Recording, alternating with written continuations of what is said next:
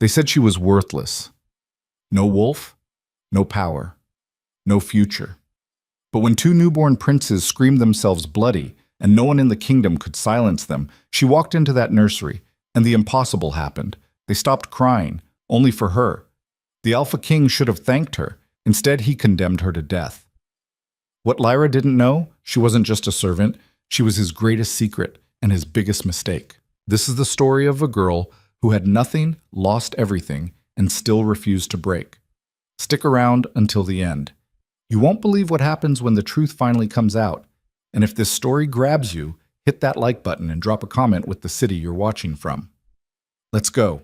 The palace didn't have a name for girls like Lyra. Servants had ranks: cooks, chambermaids, stable hands. Even the lowest scrubber had a title, a function, a reason to exist. But Lyra? She was just there.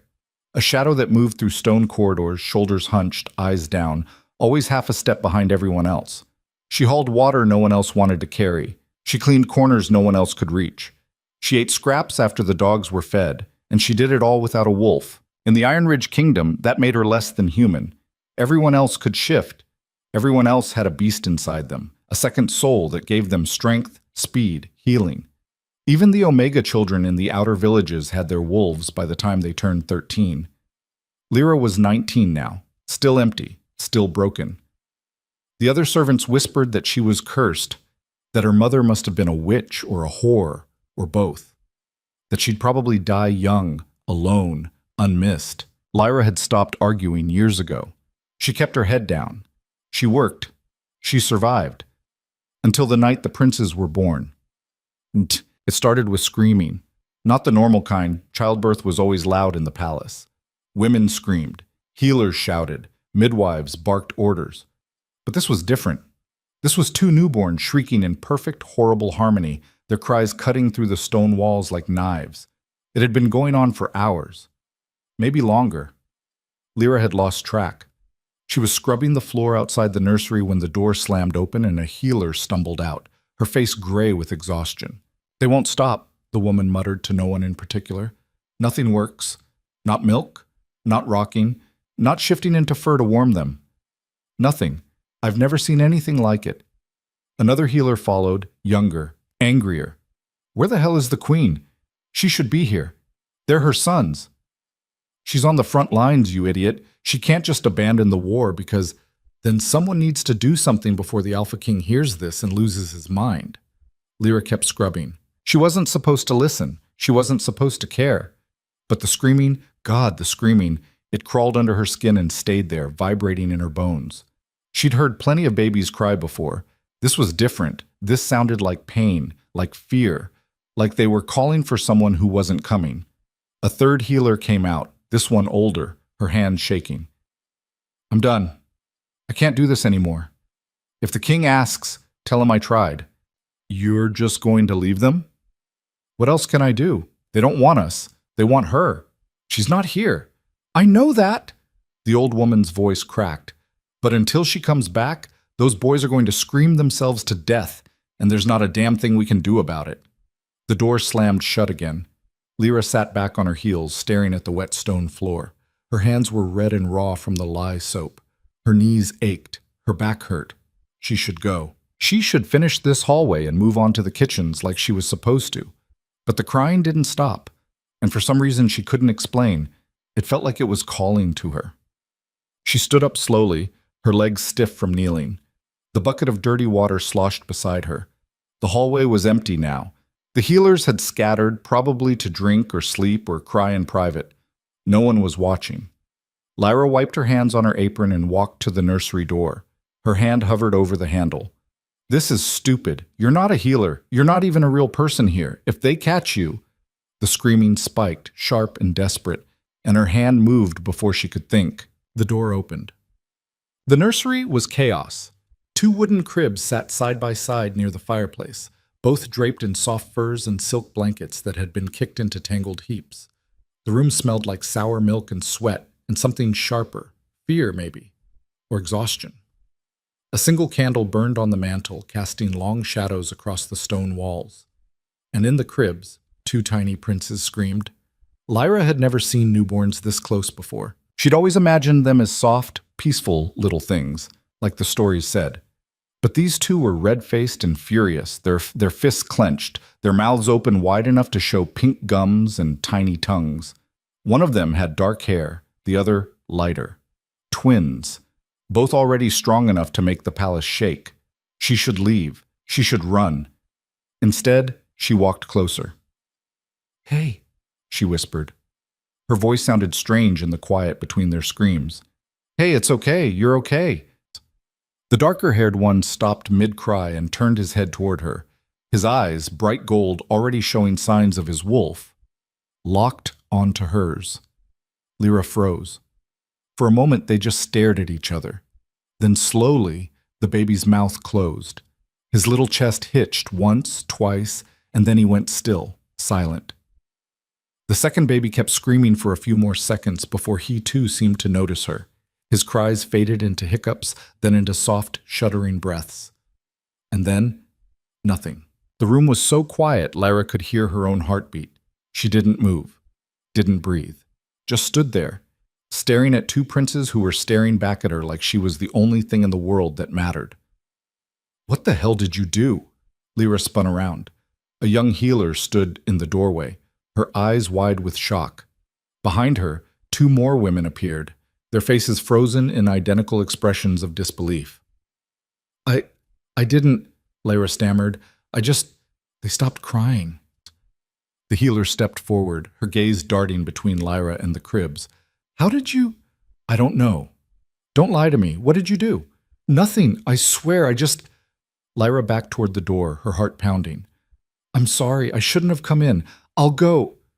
One of the babies whimpered. All three healers flinched. The darker-haired prince, his name was Caden, Lyra would learn later, started to cry again. Not the full-throated scream from before, but a softer, sadder sound, like he was asking a question. The second baby joined in. "No, no, no," one of the healers muttered. "Not again, please, not again." Lyra didn't think, she just moved. She crossed the room in 3 steps, leaned over the nearest crib, and placed her hand on the baby's chest. His skin was warm, his heart beat fast and fluttery under her palm. "Shh," she murmured. "I'm here. It's okay." The crying stopped. Both babies went still again, their eyes locked on her face. The room held its breath. "Pick him up," one of the healers whispered. Lyra blinked. "What?" "Pick him up." "I can't do it."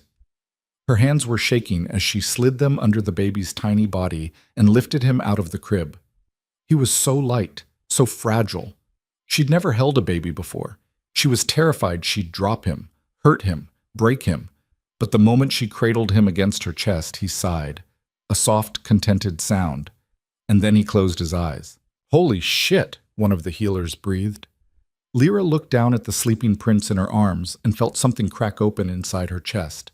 Something warm and terrifying and impossibly big. She didn't know what it was, but it felt like home. They made her stay. Not because they wanted her there, none of the healers trusted her, and the palace staff made that clear with their glares and muttered insults, but because the princes wouldn't tolerate anyone else. For 3 days, Lyra lived in the nursery. She slept on the floor beside the cribs. She fed them milk from glass bottles the healers prepared. She changed their swaddling cloths and rocked them when they fussed. And every time she stepped away, even for a moment, they screamed. It didn't make sense. Lyra was nobody. She had no rank, no power, no wolf. She couldn't offer them strength or protection or healing. But somehow, they'd decided she was theirs. And she'd decided they were hers. "You're getting attached," one of the older servants warned her on the 4th day. The woman had brought clean linens for the cribs, her expression halfway between pity and disgust. "That's a mistake, girl. You know that, right?" Lyra didn't look up from the baby in her arms. Kieran, the lighter-haired one. He was awake, staring at her with those strange golden eyes that saw too much. "I'm just doing what they asked," she said quietly. "For now. But the queen will come back eventually. And when she does, you'll be right back where you started, scrubbing floors, eating scraps, being nothing." Lyra's chest tightened, but she kept her voice steady. "I know." "Do you?"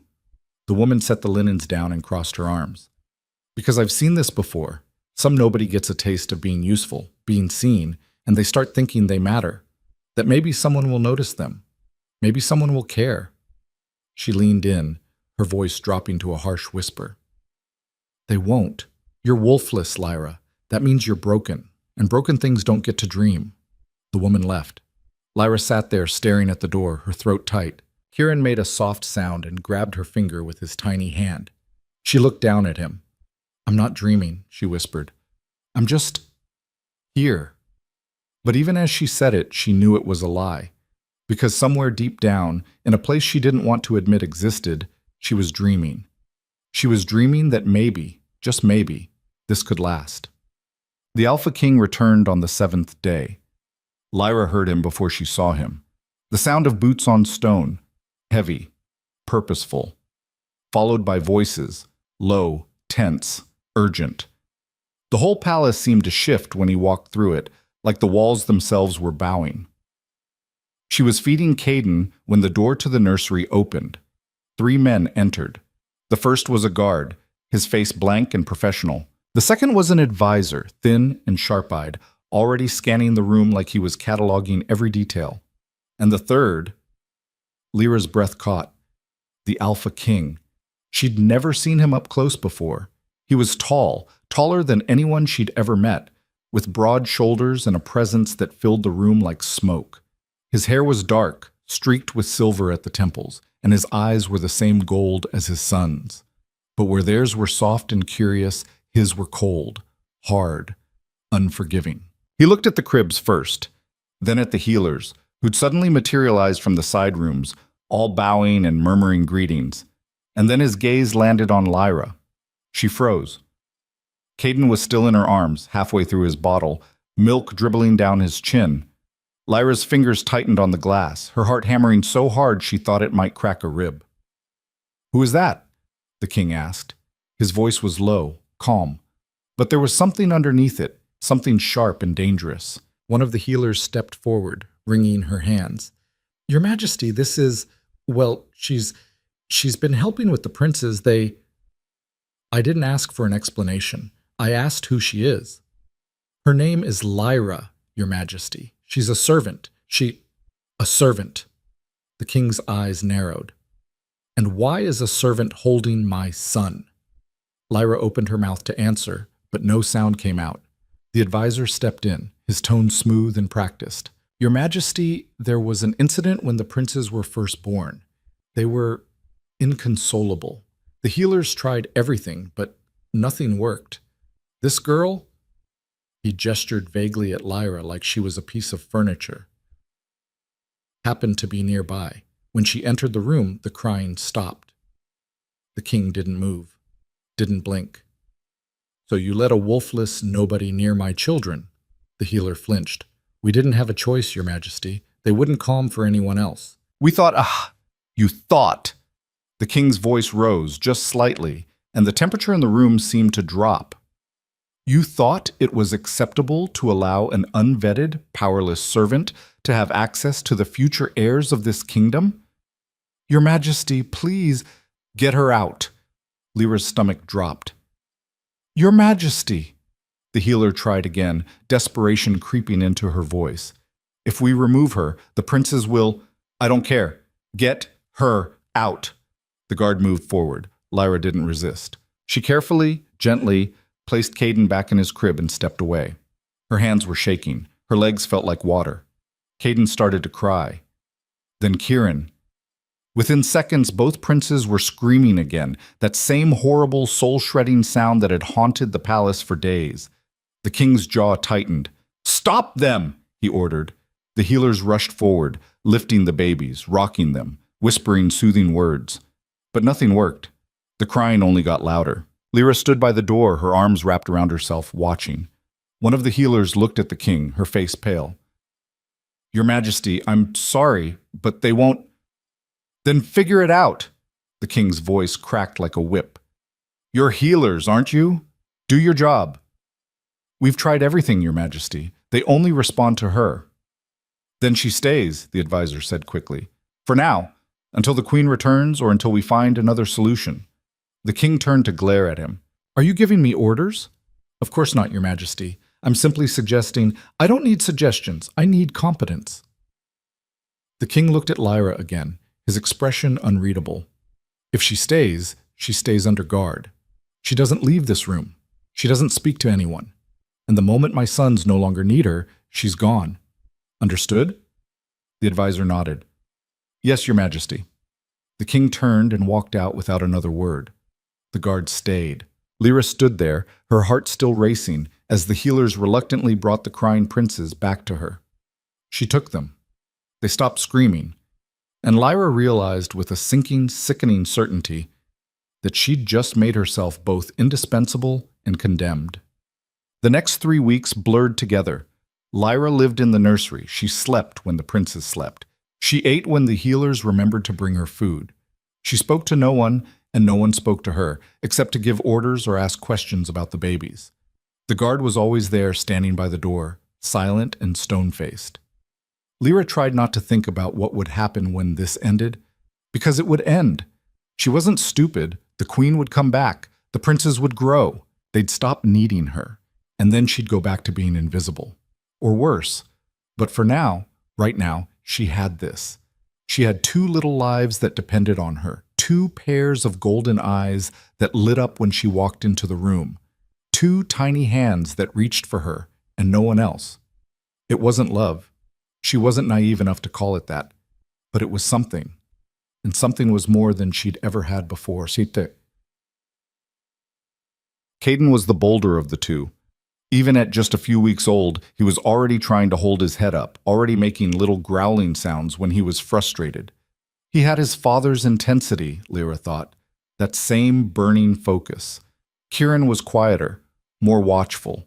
He cried less, but when he did, it was softer, like he didn't want to be a burden.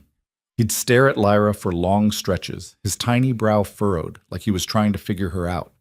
She loved them both. She wasn't supposed to. She knew that, but she did, and that terrified her. On the 23rd day, the queen came home. Lyra heard the commotion from the nursery, horns blowing, soldiers shouting, the distant roar of celebration. The war was over. The queen had won. The healers were giddy with relief, already preparing the room, fluffing pillows and lighting extra candles. The guard at the door stood straighter. Lyra sat in the corner, holding both princes, and tried not to shake. Footsteps echoed in the hallway. The door opened, and the queen walked in. She was beautiful. That was the first thing Lyra noticed. Tall and strong, with long dark hair braided back from her face and eyes the color of storm clouds. She was still wearing her armor, black leather and steel, streaked with mud and blood, but she moved like she'd already forgotten the battlefield. Her gaze went straight to the cribs, then to Lyra. "Where are my sons?" the queen asked. Her voice was softer than Lyra expected, tired, raw. One of the healers stepped forward, bowing. "Your Majesty, they're right here. The girl, Lyra, she's been caring for them." The queen's eyes narrowed slightly. "The wolfless one." "Yes, Your Majesty." The queen crossed the room in 3 long strides and stopped in front of Lyra. Lyra's breath caught. She wanted to stand, to bow, to do something, but she was holding both babies, and moving felt impossible. The queen knelt down.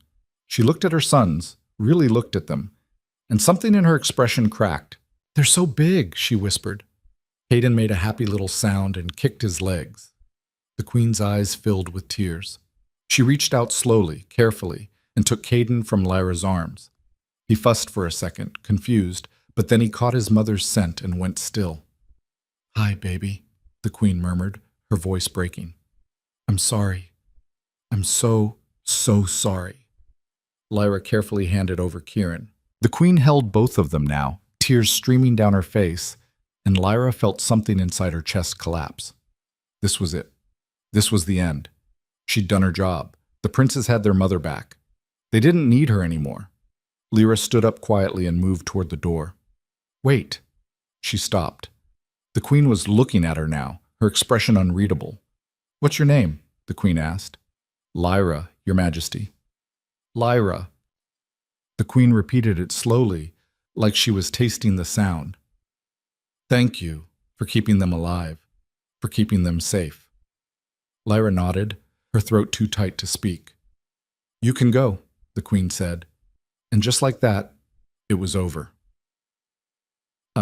Lyra walked back to the servants' quarters in a daze. No one looked at her. No one spoke to her. It was like the last 3 weeks had never happened. She went back to her cot in the corner of the storage room, back to her bucket and brush and bar of lye soap, back to being nothing. The next morning, she was assigned to scrub the floors in the east wing. She worked in silence, her hands moving automatically, her mind blank. It was better this way, she told herself, safer. She'd always known this would happen, but knowing didn't make it hurt less. 2 days later, she saw them again. She was carrying a load of linens through the main corridor when she heard voices up ahead. She slowed, instinct telling her to stay out of sight. The queen was there, walking with the king and a cluster of advisors. And in her arms, Caden and Kieran. Lyra's heart clenched. They looked good, healthy, content. The queen was smiling, laughing at something one of the advisors said. Everything was fine. Everything was as it should be. Lyra started to turn away. And then Caden saw her. His head turned, his golden eyes locking onto hers across the distance. And he started to scream. Not the soft, questioning cry from before. This was the other scream, the one that shook walls. Kieran joined in immediately. The queen froze, her smile vanishing. What's wrong? Why are they... Caden twisted in her arms, reaching toward Lyra, his face red and furious. The advisors started talking all at once, suggesting things. Milk, a nap, a healer. But the queen wasn't listening. She was staring at Lyra, and Lyra, God help her, stared back. The queen's expression shifted. Surprise. Confusion. And then something darker. Realization. You, the queen said quietly. Lyra's pulse spiked. Your Majesty, I didn't... Come here. It wasn't a request. Lyra set down the linens and walked forward on shaking legs. The moment she got close, both princes stopped crying. They reached for her. And the queen, slowly, reluctantly, handed them over. The babies settled immediately, their cries fading into soft, contented sounds. The corridor was silent. Everyone was staring. The queen's face was unreadable. How long has this been happening? She asked, her voice tight. One of the healers stepped forward nervously. Since they were born, Your Majesty. We tried to eat. Why wasn't I told? You were at war, Your Majesty. We didn't want to... I want her in the nursery. Now. The healer blinked. Your Majesty? You heard me. If my sons won't calm for anyone else, then she stays. Figure it out. The queen turned and walked away, her jaw set, her hands clenched into fists. The advisors followed, whispering among themselves, and Lyra was left standing there holding two princes who had just rewritten her entire life. Again. She moved back into the nursery that night. This time, there was no pretending it was temporary. The queen made it clear. Lyra was to stay with the princes at all times. She would feed them, bathe them, soothe them. She would sleep in their room, eat her meals there, and speak to no one unless spoken to first. It should have felt like a prison, but it didn't, because the princes needed her, and for the first time in her life, Lyra felt like she had a purpose. Weeks turned into months. The bond between Lyra and the princes grew stronger. Caden learned to smile, and he smiled at her first. Kieran learned to laugh, and it was Lyra who made him giggle by making silly faces. The queen visited often, but the boys were always fussy with her, restless, uncertain. It wasn't personal, Lyra told herself. They just didn't know her yet. But the queen's expression grew colder every time, and the whispers in the palace grew louder. A wolfless servant raising the future kings. It's unnatural. It's an insult. Lyra ignored them. She had to. Because the alternative, losing the princes, losing this fragile, impossible thing she'd built, was unthinkable. She was changing Kieran's diaper one afternoon when the door slammed open. The Alpha King stood there, his face twisted with rage. "Get away from him," he snarled. Lyra's hands froze. Your Majesty, I said, get away! She stepped back, her heart hammering. The king stormed across the room and scooped Kieran up, holding him at arm's length like he was inspecting a piece of damaged goods. Kieran started to cry. Your Majesty, please, Lyra started. Shut up. The king's voice was ice. You don't speak. You don't move. You don't exist unless I say so. He looked at his son, his expression hard. This is my heir, my blood, my legacy. And you. He turned that cold gaze on Lyra. You are nothing. Do you understand me? You are a mistake, a placeholder. The moment I find someone else, anyone else, who can do what you do, you're gone. Lyra's throat burned. I understand, Your Majesty. Good. He set Kieran back in the crib, roughly, carelessly, and walked out. Kieran kept crying. Lyra picked him up, her hands shaking, and held him close. I'm sorry, she whispered. I'm so sorry. But she wasn't sure who she was apologizing to, him or herself. That night, she lay on her cot and stared at the ceiling. The princes were asleep. The palace was quiet. And Lyra, for the first time in months, let herself cry. Because she'd made the worst mistake of her life. She'd started to believe she mattered. And now, when it all fell apart, and it would, she knew it would. She had no idea how she'd survive it. The winter came early that year, brutal and unforgiving. Snow piled against the palace walls in drifts taller than a man. The wind howled through the stone corridors like something alive and angry. Fires burned day and night, but the cold still crept in through the cracks, settling into bones and lungs and hearts. Lyra barely noticed. She lived in the nursery now, truly lived there. Not as a guest or a temporary solution, but as a fixture, a piece of furniture that happened to breathe. The healers came and went. The queen visited when her schedule allowed. But Lyra was always there, day and night, caught in the strange rhythm of feeding schedules and diaper changes and lullabies she half remembered from childhood. The princes were 4 months old now, growing fast. Caden had already started trying to roll over, his chubby fists pounding the blankets in frustration when he couldn't quite make it. Kieran was quieter, more deliberate. He'd study Lyra's face for long minutes, his golden eyes tracking every expression, like he was filing it all away for later. She talked to them constantly. Stupid things mostly. The weather, the color of the blankets, stories she made up on the spot about brave wolves and kind maidens and kingdoms where everyone was welcome. She knew they couldn't understand her, but it made her feel less alone. The other servants had stopped acknowledging her existence entirely. When she passed them in the halls, on the rare occasion she was allowed to leave the nursery, they looked through her like she was glass. Even the healers spoke to her in clipped professional tones, their eyes always sliding away from hers. The message was clear. She didn't belong here. She was tolerated, not accepted. And the moment her usefulness ran out, she'd be discarded. Lyra told herself she was fine with that. She was lying. The queen came to visit on a Thursday afternoon, her arrival announced by the sharp click of boots on stone. Lyra was on the floor with the princes, letting Caden grab at her fingers while Kieran watched from his blanket nearby. She looked up as the door opened, instinctively smoothing her hair back, though she didn't know why she bothered. The queen had never cared what she looked like. Your Majesty. Lyra started to rise, but the queen waved her off. Stay. I'm not here for ceremony. The queen crossed to the cribs and stood there for a moment, arms crossed, her expression unreadable. She was dressed simply today. No armor, no crown, just a dark wool dress and boots. But she still carried herself like a warrior, like someone who'd seen the worst the world had to offer and refused to flinch. They look healthy, the queen said finally. They are, Your Majesty. Caden's bigger. He eats more. The queen's mouth twitched, not quite a smile, but close. Of course he does. He's going to be a terror when he's older. Lyra didn't respond. She wasn't sure if she was supposed to.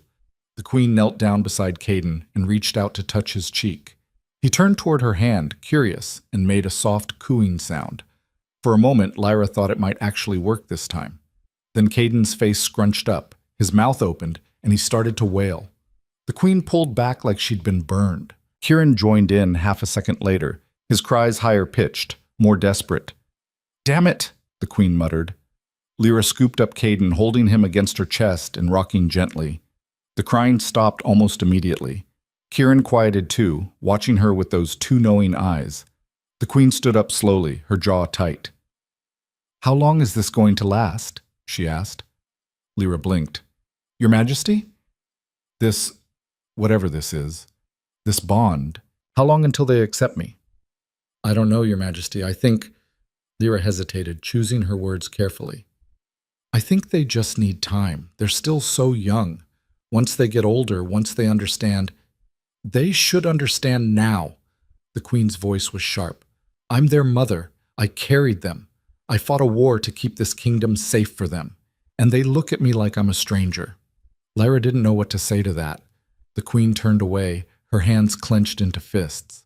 "The advisors are asking questions, wondering why the future heirs prefer a wolfless servant over their own bloodline. It makes us look weak. It makes me look weak." "I'm sorry, Your Majesty." "Don't apologize, just—" The queen stopped, exhaling hard. "Just fix it. Whatever you're doing to make them dependent on you, stop. Pull back. Let them learn to need someone else." Lyra's chest went cold.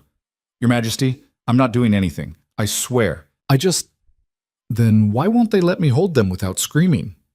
The question hung in the air like smoke. Lyra looked down at Caden, who had fallen asleep against her shoulder, his tiny hand fisted in her shirt. "I don't know," she whispered. The queen stared at her for a long moment. Then she turned and walked out without another word. The door closed with a soft click.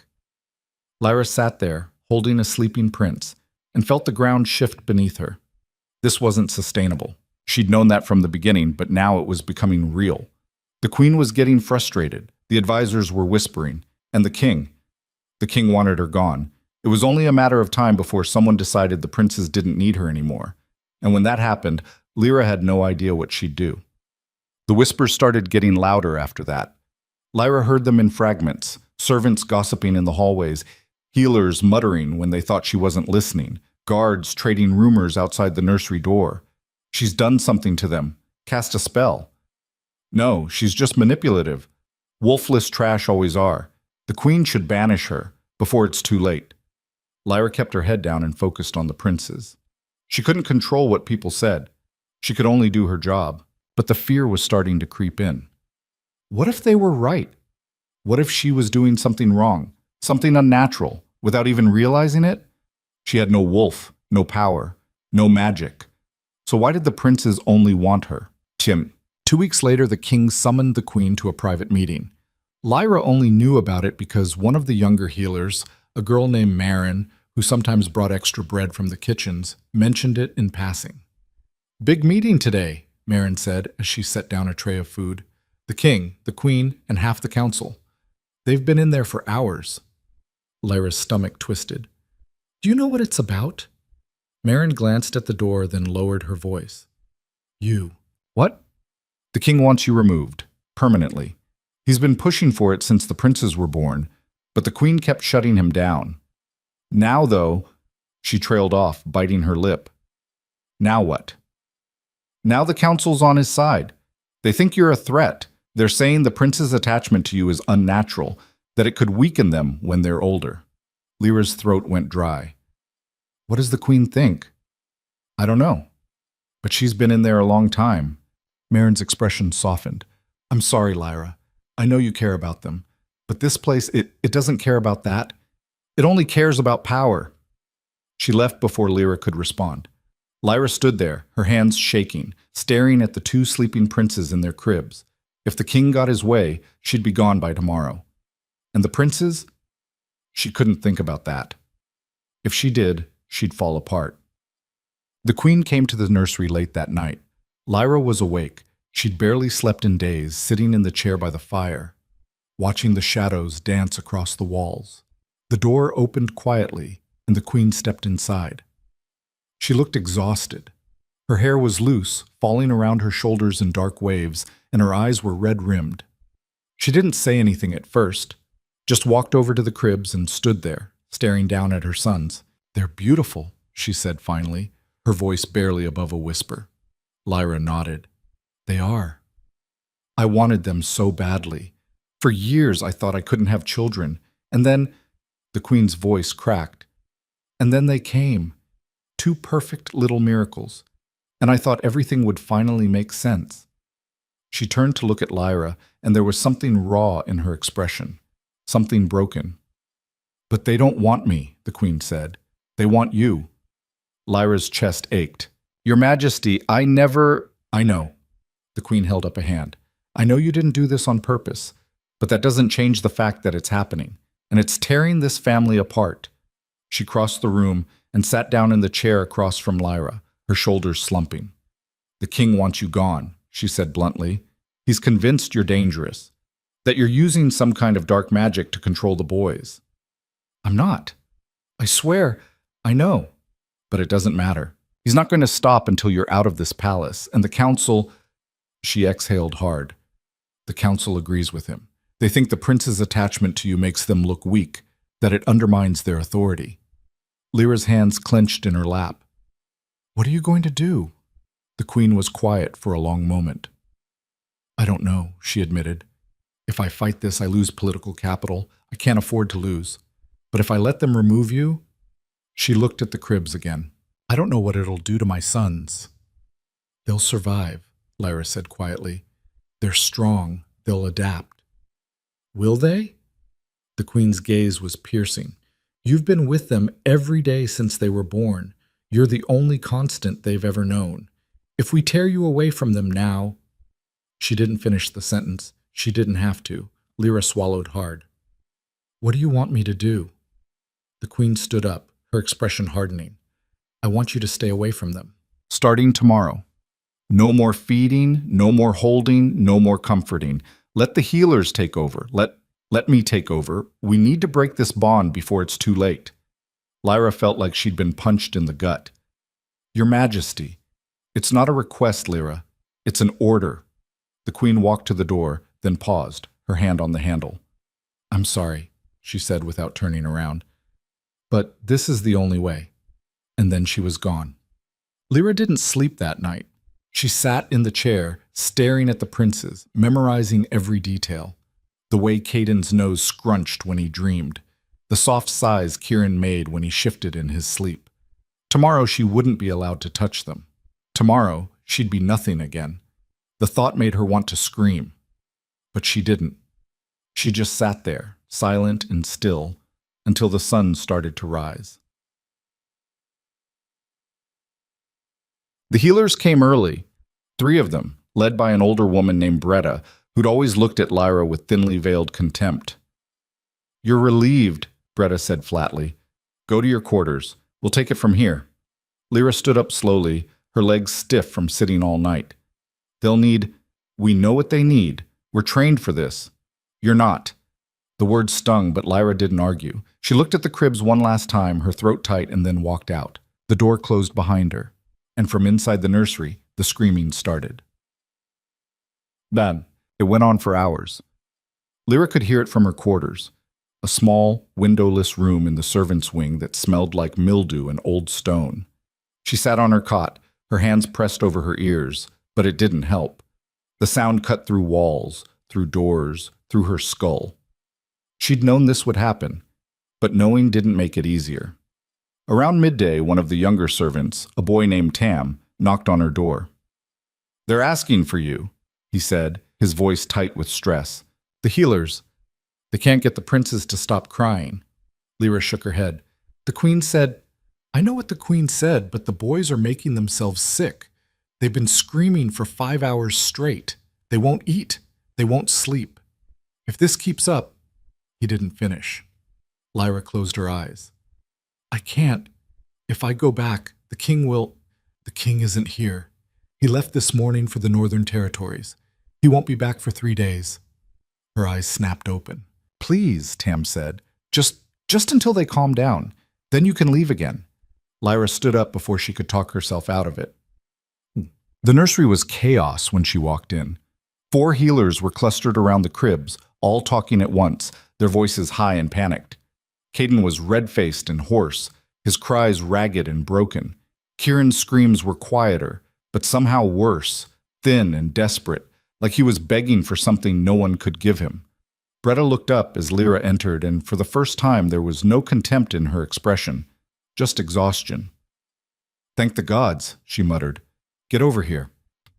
Lyra crossed the room and picked up Caden. He stopped crying immediately. The silence was deafening. She reached for Kieran with her free arm, cradling both of them against her chest, and felt them settle. Their breathing evened out, their tiny fists unclenched. The healers stared at her like she'd performed a miracle. "How?" one of them whispered. Lyra didn't answer. She didn't have an answer. Bretta rubbed her face with both hands. "The Queen's going to lose her mind when she finds out we called you back." "Then don't tell her," Lyra said quietly. "We have to." She gave explicit orders. "Then tell her the truth, that the princes wouldn't stop crying, that you did what you had to do to keep them safe." Lyra looked down at the sleeping babies in her arms. "She'll understand." Bretta didn't look convinced, but she nodded. "Fine. But you stay here. Don't leave. Don't give anyone a reason to—" The door slammed open. The Queen stood there, her face pale with fury. "What the hell is going on?" Ish said. Everyone started talking at once. The Queen held up a hand, silencing them, and walked straight to Lyra. "I gave you an order," she said, her voice low and dangerous. "I know, Your Majesty, but—" "No buts. I told you to stay away from them." "They were screaming themselves sick," Bretta interjected. "We tried everything, Your Majesty. Nothing worked." "Because you're not trying hard enough. We tried for 5 hours." Bretta's voice cracked. "They wouldn't eat. They wouldn't sleep. They were turning blue from crying so hard." "What were we supposed to do? Let them die?" The Queen's jaw tightened. "Of course not. Then what do you want from us?" "From her." Bretta gestured at Lyra. "You want her gone, but the boys need her. You can't have it both ways." The Queen stared at Lyra, her expression unreadable. Then she turned to the healers. "Everyone out." They hesitated. "Now." The healers filed out quickly, Bretta shooting Lyra one last worried glance before the door closed. The Queen walked to the window and stood there, her back to Lyra, her shoulders tense. "Do you know what the king said to me?" the Queen asked quietly. "When I told him I wanted to keep you here?" Lyra didn't answer. "He said I was being weak, that I was letting sentiment cloud my judgment, that a real queen would put the kingdom first, not her own feelings." The Queen's voice hardened. "And maybe he's right." "Your Majesty, I can't protect you, Lyra." The Queen turned, and there were tears in her eyes. "I want to, but I can't. The king has made up his mind, and when he gets back—" She didn't finish. Lyra's heart sank. "How long do I have?" she asked. 3 days? Maybe less." Lyra looked down at the princes, still sleeping peacefully in her arms. 3 days. That was all she had left. The next 2 days passed in a haze. Lyra stayed in the nursery, soaking up every moment. She memorized the weight of the princes in her arms, the sound of their breathing, the way Caden's hair curled at the nape of his neck, and Kieran's eyes crinkled when he smiled. She told them stories, sang them songs, held them until her arms ached, and she tried, desperately, futilely, not to think about what would happen when the king came back. On the 3rd day, the bells started ringing, not the normal ones that marked the hours. The alarm bells. Lyra's head snapped up. Outside, she could hear shouting, running footsteps, the clash of metal. One of the guards burst into the nursery, his face white. "We're under attack," he said. "The southern rebels, they breached the outer walls." Lyra's blood went cold. "Where's the Queen?" "Leading the defense," she said. He hesitated. "She said to get the princes to the safe room. Now." Lyra didn't think. She grabbed both babies, wrapping them in blankets, and followed the guard into the hallway. The palace was chaos. Soldiers ran in every direction. Servants screamed. Somewhere in the distance, something exploded. The guard led her down a side corridor toward the lower levels where the safe rooms were hidden. They were halfway there when the ceiling caved in. Lyra hit the ground hard, pain exploding through her shoulder. Dust and debris rained down. She couldn't see, couldn't breathe. The princes were screaming. She wrapped her body around them, shielding them with everything she had, and prayed the ceiling would stop falling. When the dust cleared, the guard was gone, buried under rubble. Dead. Lyra stared at his body, her mind blank with shock. Then Caden screamed again, and she snapped back. She had to move, had to get them to safety. But the hallway ahead was blocked, and behind her she could hear footsteps, heavy, armed, getting closer. Lyra made a choice. She ran, not toward the safe room, not toward the queen or the soldiers or anyone who might help. She ran toward the only exit she could find, the servants' entrance, the one that led outside, into the snow, into the wilderness, into certain death. But at least they'd die together. The cold hit her like a fist. Lyra stumbled through the servants' entrance and into the blizzard, the wind tearing at her clothes, snow stinging her face like needles. She couldn't see more than a few feet ahead, couldn't hear anything over the roar of the storm and the pounding of her own heart. The princes were screaming in her arms, their tiny bodies rigid with cold and fear. She pulled the blankets tighter around them, tucking them against her chest, and ran. Behind her, the palace burned. She could see the orange glow through the snow, could smell smoke mixing with the clean, sharp scent of winter. Explosions echoed across the courtyard. Men shouted, steel clashed. And somewhere in that chaos, the queen was fighting. Lyra should go back, should find help, should do literally anything other than run blindly into a blizzard with 2 infants who wouldn't survive an hour in this cold. But her legs kept moving, because going back meant the king, meant the dungeon, meant death. And at least out here, she could pretend she had a choice. The snow was already ankle-deep and getting deeper. Lyra's shoes, thin leather things meant for indoor work, were soaked through in seconds. Her toes went numb. Her fingers, clutching the babies, started to ache. She had no plan, no destination, no idea where she was even going. She just ran. She made it maybe half a mile before her legs gave out. Lyra collapsed against a tree, gasping for air, her lungs burning. The princes were still crying, softer now, weaker, and that scared her more than the screaming had. She looked down at them. Their little faces were red from the cold, their lips starting to turn blue. "I'm sorry," she whispered. "I'm so sorry." Caden's eyes locked onto hers, not accusing, just watching, waiting, like he trusted her to fix this. Lyra's throat closed up. She couldn't fix this. She was going to get them killed. She'd made the worst decision of her life, and now 2 innocent babies were going to freeze to death because she was too much of a coward to face the king. The wind howled, snow piled against her legs, and somewhere in the distance, a wolf howled back. Lyra's head snapped up. Wolves, real ones, not shifters. The forest was full of them, wild packs that hunted anything that moved. She'd heard the guards talk about them, about travelers found torn apart in the snow, about how the beasts could smell blood from miles away. She looked down at her hands, at the cut on her palm from when she'd hit the ground during the explosion. Blood. The wolves would find her. It was only a matter of time. She had to move. Lyra forced herself to her feet, her legs shaking, and started walking again. She didn't know which direction, didn't care. She just needed to put distance between herself and the howling. But the cold was getting worse. Her whole body was shaking now. Her teeth chattered so hard she thought they might crack. The princes had stopped crying. That was bad. That was really, really bad. "Stay awake," she mumbled, jostling them gently. "Come on. Stay with me." Kieran's eyes fluttered open for a second, then closed again. Caden didn't respond at all. Lyra's vision blurred. From tears or snow, she didn't know. She kept walking. And then she saw it. A light, faint and flickering, barely visible through the storm. A cabin. Lyra stumbled toward it, her body moving on pure instinct now. She didn't care who lived there, didn't care if they turned her away or called the guards or slit her throat. She just needed to get the princes somewhere warm. The door was unlocked. Lyra shoved it open and fell inside, landing hard on her knees.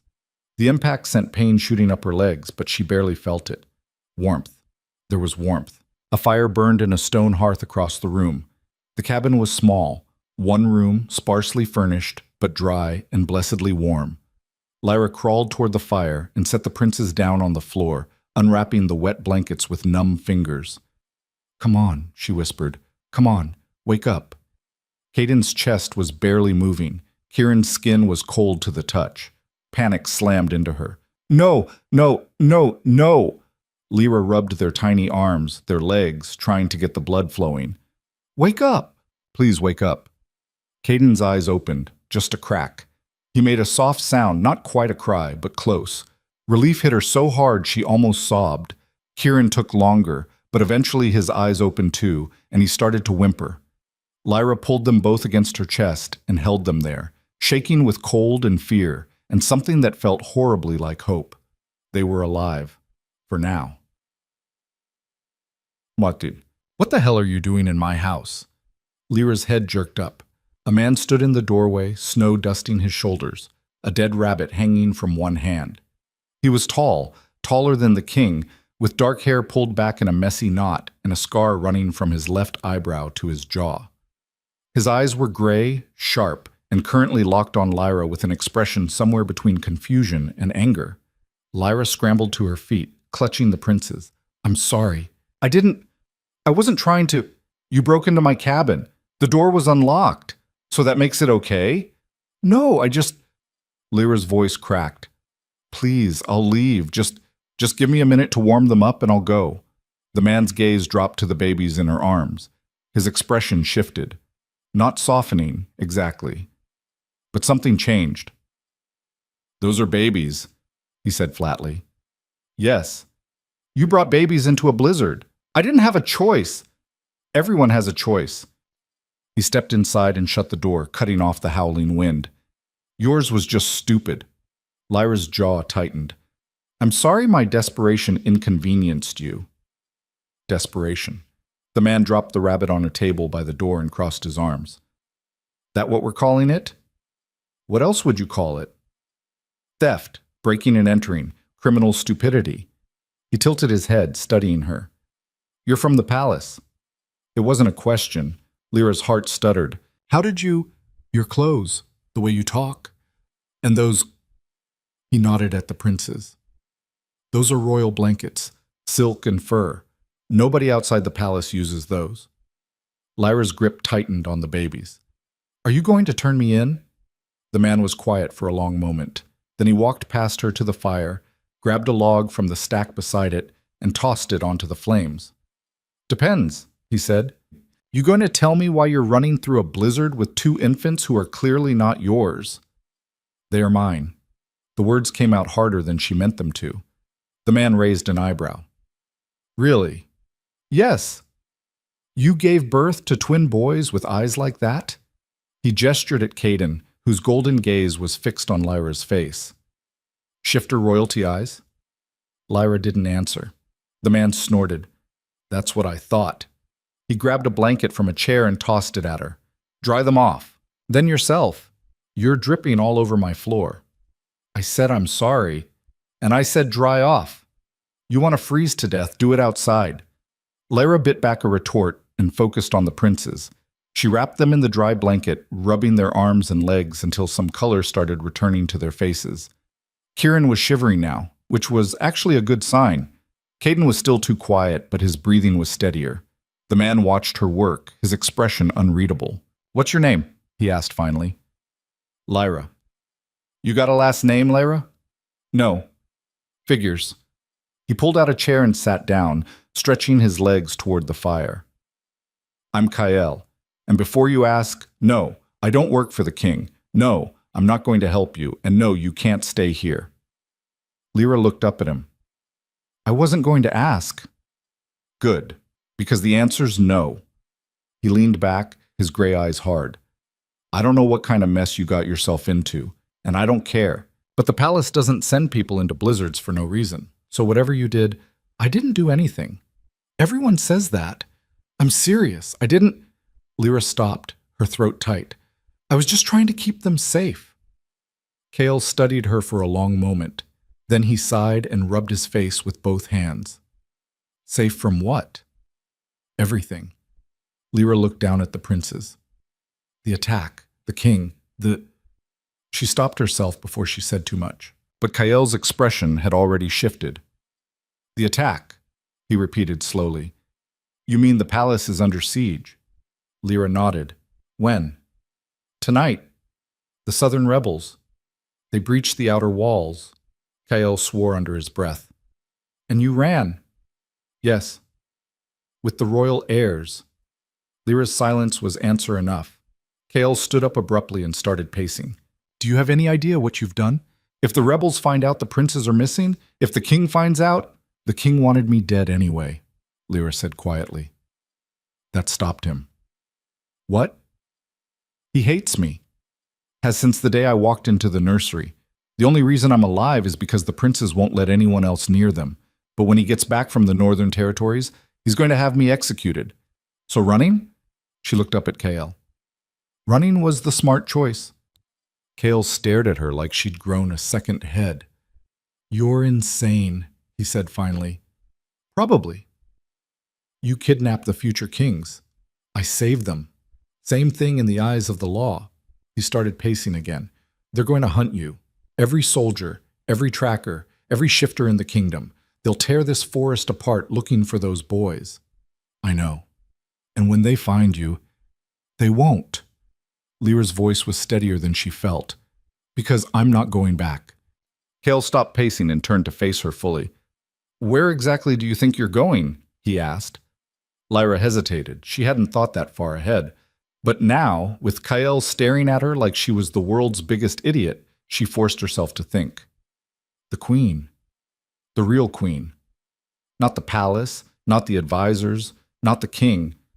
The woman who'd spent months on the front lines. The warrior who'd won the war and come home to sons who didn't know her. The rebel army, Lyra said. The queen's still with them, isn't she? Leading the defense? Kale's expression went carefully blank. Maybe.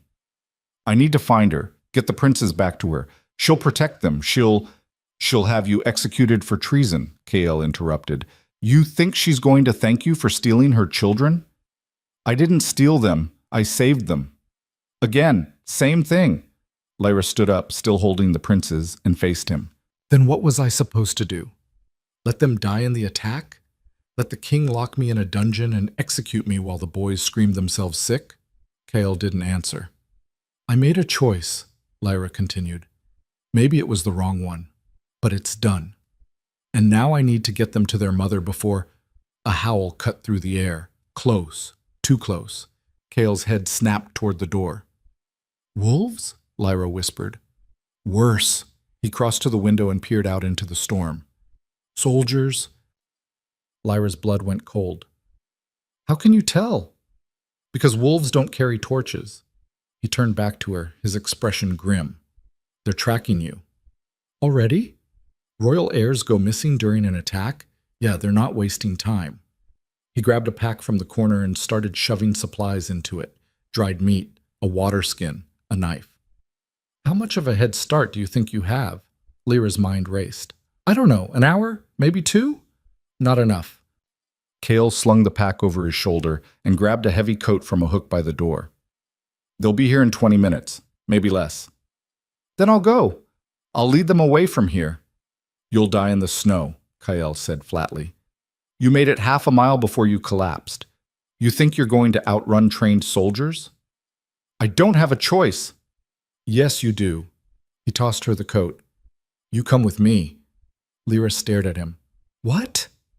I know this forest. I know places they won't find. If you want to get those boys to the rebel camp alive, you need a guide. He opened the door, and the wind roared in. So make up your mind. Stay here and get caught, or follow me and maybe you survive the night. Lyra looked down at the princes, at their tiny, trusting faces. Then she pulled on the coat and followed Kale into the storm. The forest was a nightmare. Snow fell so thick Lyra could barely see Kale's back. The wind tore at her clothes, her hair, her skin. Her feet were numb again within minutes. The princes were crying, quiet, exhausted sobs that broke her heart. But Kale kept moving, his pace relentless, and Lyra forced herself to keep up. They moved in silence for what felt like hours. No talking, no stopping, just endless trudging through snow that got deeper with every step. Behind them, the torches grew brighter. The soldiers were gaining. They're getting closer, Lyra gasped. I know. We need to move faster. We're already moving as fast as you can handle. Kale glanced back at her, his expression hard. If you want to go faster, give me one of the kids. Lyra's arms tightened around the princes. No. Then stop complaining and keep moving. She wanted to argue, wanted to tell him to go to hell, but she didn't have the breath. So she just kept walking. They reached a ravine just as the torches crested the hill behind them. Lyra stared down at the drop, at least 30 feet, maybe more, the bottom hidden in shadow and snow. "We can't cross that," she said. "We're not crossing it." Cale grabbed her arm and pulled her toward a narrow path that ran along the edge. "We're going around." "That's not a path. That's a death trap." "It's a path if you don't fall off." He started moving, his boots finding purchase on the icy stone. "Watch where you step. Don't look down. And for the love of, don't drop the babies." Lyra's heart was hammering so hard she thought it might burst. But the soldiers were close. She could hear them shouting now, their voices carrying over the wind. She took a breath and stepped onto the path. The stone was slick with ice. Her foot slipped immediately, and she slammed against the rock wall, barely catching herself. The princes screamed. "Quiet," Kael hissed. "They'll hear." "I can't." "Yes, you can. Move." Lyra forced herself forward. One step, then another. Her whole body was shaking. The ravine yawned to her left, dark and hungry. Halfway across, her foot slipped again. This time, she didn't catch herself. She fell. Her shoulder slammed into the rock, pain exploding through her arm. She twisted, trying to shield the princes, and felt herself start to slide toward the edge. A hand grabbed her coat. Cale hauled her back up, his grip bruising, his face inches from hers. "I said don't fall," he growled. Lyra couldn't speak, couldn't breathe. "Move," Kael said again. "Now." She moved. They made it across just as the soldiers reached the ravine.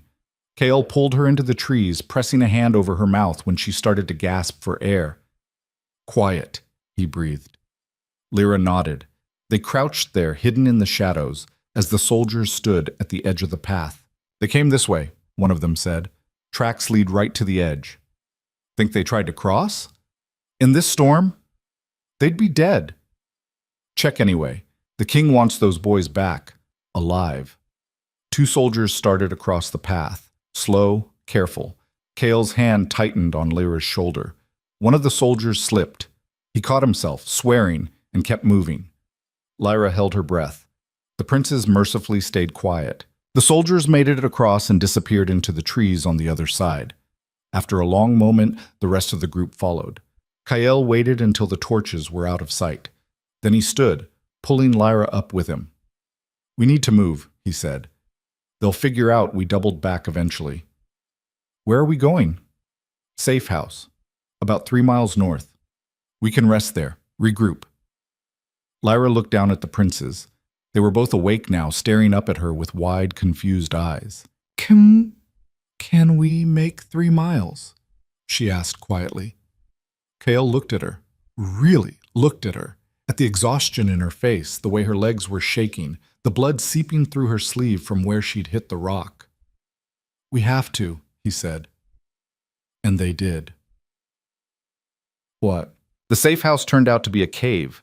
A small, damp, freezing cave with a single narrow entrance and no fire.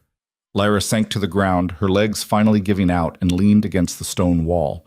Kael dropped the pack and started pulling out supplies. "We can't risk a fire. Smoke would give us away." "I know. And we can't stay here long. A day, maybe 2. Then we move again." "I know." Kael stopped and looked at her. "You're bleeding." Lyra glanced at her shoulder. The coat was torn, and blood had soaked through her shirt underneath. "It's fine," she said. "It's not fine. Let me see." "I said it's fine." Kael crossed his arms. "You're going to bleed out and leave me stuck with 2 screaming infants. So let me see the damn shoulder." Lyra was too tired to argue. She shifted the princes to one arm, they were asleep again somehow, and shrugged off the coat. Kael knelt beside her and peeled back her shirt. He hissed through his teeth. "That's deep. I'll survive." "Not if it gets infected." He pulled a flask from his pack and uncorked it. "This is gonna hurt." "What is it?" He poured it over the wound. Lyra bit down on her lip hard enough to taste blood, her vision going white with pain. "Told you," Kael muttered. He pulled out a strip of cloth and wrapped it around her shoulder, his movements efficient and practiced. "You'll live, but you need to take it easy." Can't. Lyra's voice was hoarse. We need to keep moving. Not tonight. Tonight we rest. Tomorrow we figure out the next step. Lyra leaned her head back against the wall and closed her eyes. For the first time in hours, the adrenaline was fading, and underneath it was exhaustion so deep it felt like drowning. Why are you helping me? She asked quietly. Kale was silent for a moment. I don't know, he admitted. Probably because I'm as stupid as you are.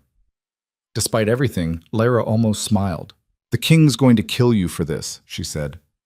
Yeah, probably. Kale settled against the opposite wall, his arms crossed.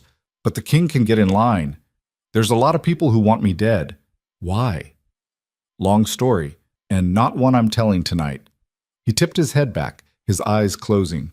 Get some sleep. We move at first light. Lyra wanted to argue, wanted to ask more questions, wanted to demand answers. But the princes were warm against her chest, and her body was shutting down whether she liked it or not. So she closed her eyes. And for the first time since the attack, she slept. She woke to screaming. Not the princes, something else. Lyra's eyes flew open.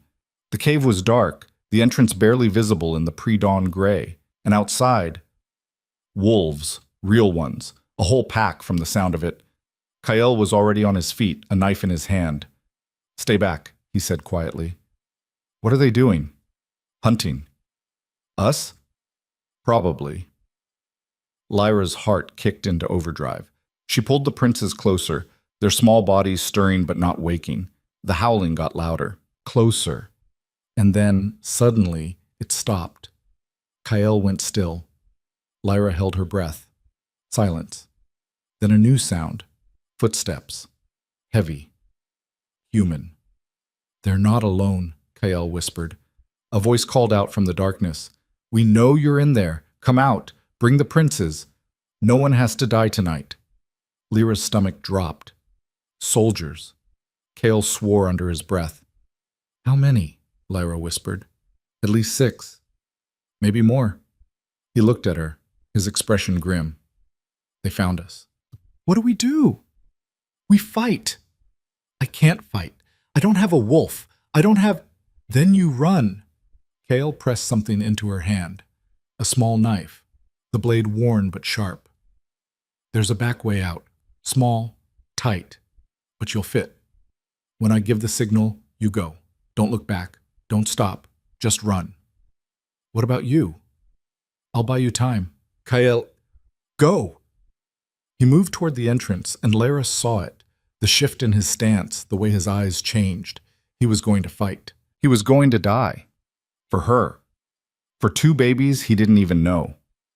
Lyra wanted to argue, wanted to tell him to run with her. But the princes were stirring now, starting to fuss. And outside, the soldiers were moving closer. Last chance, the voice called. Come out, or we come in. Kyle looked back at her one last time. Go! Lyra ran. She found the opening at the back of the cave, barely wide enough for her body, and squeezed through, the princes clutched tight against her chest. Behind her, she heard Kyle roar, heard the clash of steel, heard men screaming, and then she was outside, stumbling into the snow, her legs shaking, her vision blurred with tears. She ran. But she'd barely made it 10 steps when something slammed into her from behind. Lyra hit the ground hard. The princes flew from her arms. She screamed. A soldier stood over her, his sword drawn, his face hidden behind a helmet. Got her, he shouted. Lyra scrambled toward the babies, her hands clawing at the snow. The soldier grabbed her by the hair and yanked her back. And then, a sound. Low, guttural, inhuman. Lyra looked up. The princes were changing, their small bodies contorted, fur rippling across their skin, bones cracking and reshaping. Within seconds, 2 wolf pups stood where the babies had been. Their eyes, still golden, locked on the soldier. And they snarled. The soldier stumbled back. What the? The pups attacked. They were small, clumsy, but they were fast. One latched onto the soldier's leg. The other went for his arm. The man screamed and fell, his sword clattering to the ground. Lyra stared, her mind blank with shock. The pups, the princes. They'd shifted. They were 4 months old. That was impossible. Shifters didn't get their wolves until puberty. Everyone knew that. But the proof was right in front of her, snarling and snapping at a soldier twice their size. More soldiers were coming. Lyra could hear them. She forced herself to move, grabbed the pups, both of them squirming and growling in her arms, and ran. She didn't know where she was going, didn't care. She just ran. And behind her, the forest exploded into chaos. The pups wouldn't shift back. Lyra had been running for hours, stumbling through snow, tripping over roots, her lungs screaming for air, and the princes were still wolves, small, furry, impossibly fast wolves that kept trying to wriggle out of her arms. She'd tried everything, talking to them, begging them, even shaking them gently, hoping it would snap them out of whatever instinct had taken over. Nothing worked. They just stared at her with those golden eyes and whined. The forest had gone quiet behind her. No more soldiers shouting, no more torches. Either they'd given up the chase, or they were tracking her silently. Lyra didn't know which was worse. Her shoulder was bleeding again. She could feel the wet warmth soaking through the bandage Kael had wrapped. Her feet were so numb she couldn't tell if she was still walking or just dragging herself forward on frozen stumps. And Kael, she didn't know if he was alive. The thought made her chest ache, but she shoved it down. She couldn't think about that now, couldn't afford to fall apart. The pups needed her. She kept moving. Dawn came slow and gray, the sun hidden behind thick clouds that promised more snow. Lyra found a hollow tree and crawled inside, pulling the pups with her. It wasn't warm, it wasn't safe, but it was shelter, and that was more than she'd had all night.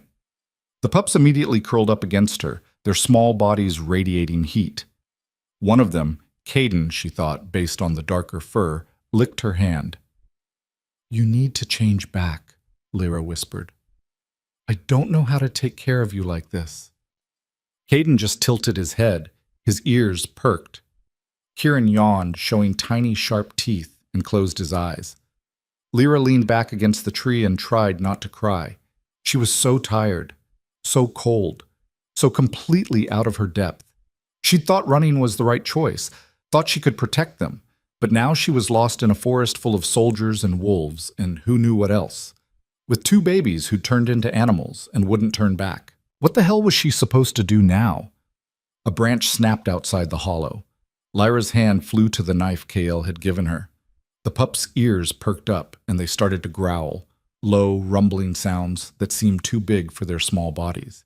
"Easy," Lyra breathed. "Quiet." The pups didn't listen. Footsteps crunched through the snow. Heavy, deliberate. Lyra's heart hammered. A shadow fell across the entrance to the hollow. "You're a hard woman to track." Lyra's breath caught. Kael stood there, alive and bleeding, his coat torn and his face covered in bruises, but alive. "You're—" Lyra's voice cracked. "I thought you were dead." "Not yet."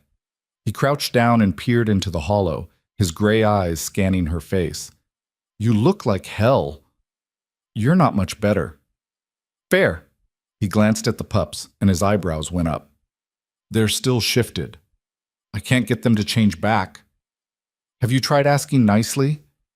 "Yes," Lyra snapped. "I've tried everything." Kael studied the pups for a moment. Then he reached out slowly, letting them sniff his hand. Caden growled. Kieran just watched. "They're stuck," Kael said finally. "What do you mean, stuck?" "They're too young to control it. Shifting at 4 months old, that's not normal. Hell, it's not even possible. But they did it anyway, and now their bodies don't know how to shift back." He pulled his hand away. "They'll figure it out eventually, or they won't." "That's not helpful." "It's the truth." Kael sat back on his heels. "We need to move. I lost the soldiers for now, but they'll pick up the trail again soon." "I can barely walk." "Then I'll carry you." "You're injured." "So are you, but we don't have a choice." He stood up and offered her his hand. "Come on. We're only a day from the rebel camp if we push hard." Lyra stared at his hand. "You're really going to help me get there? After everything?" "I've come this far, haven't I?" Kyle's expression softened, just slightly. "Besides, those boys saved my life back at the cave. Figure I owe them." Lyra took his hand. They moved slowly. Lyra's legs were shaking so badly she could barely stand, and Kael wasn't much better.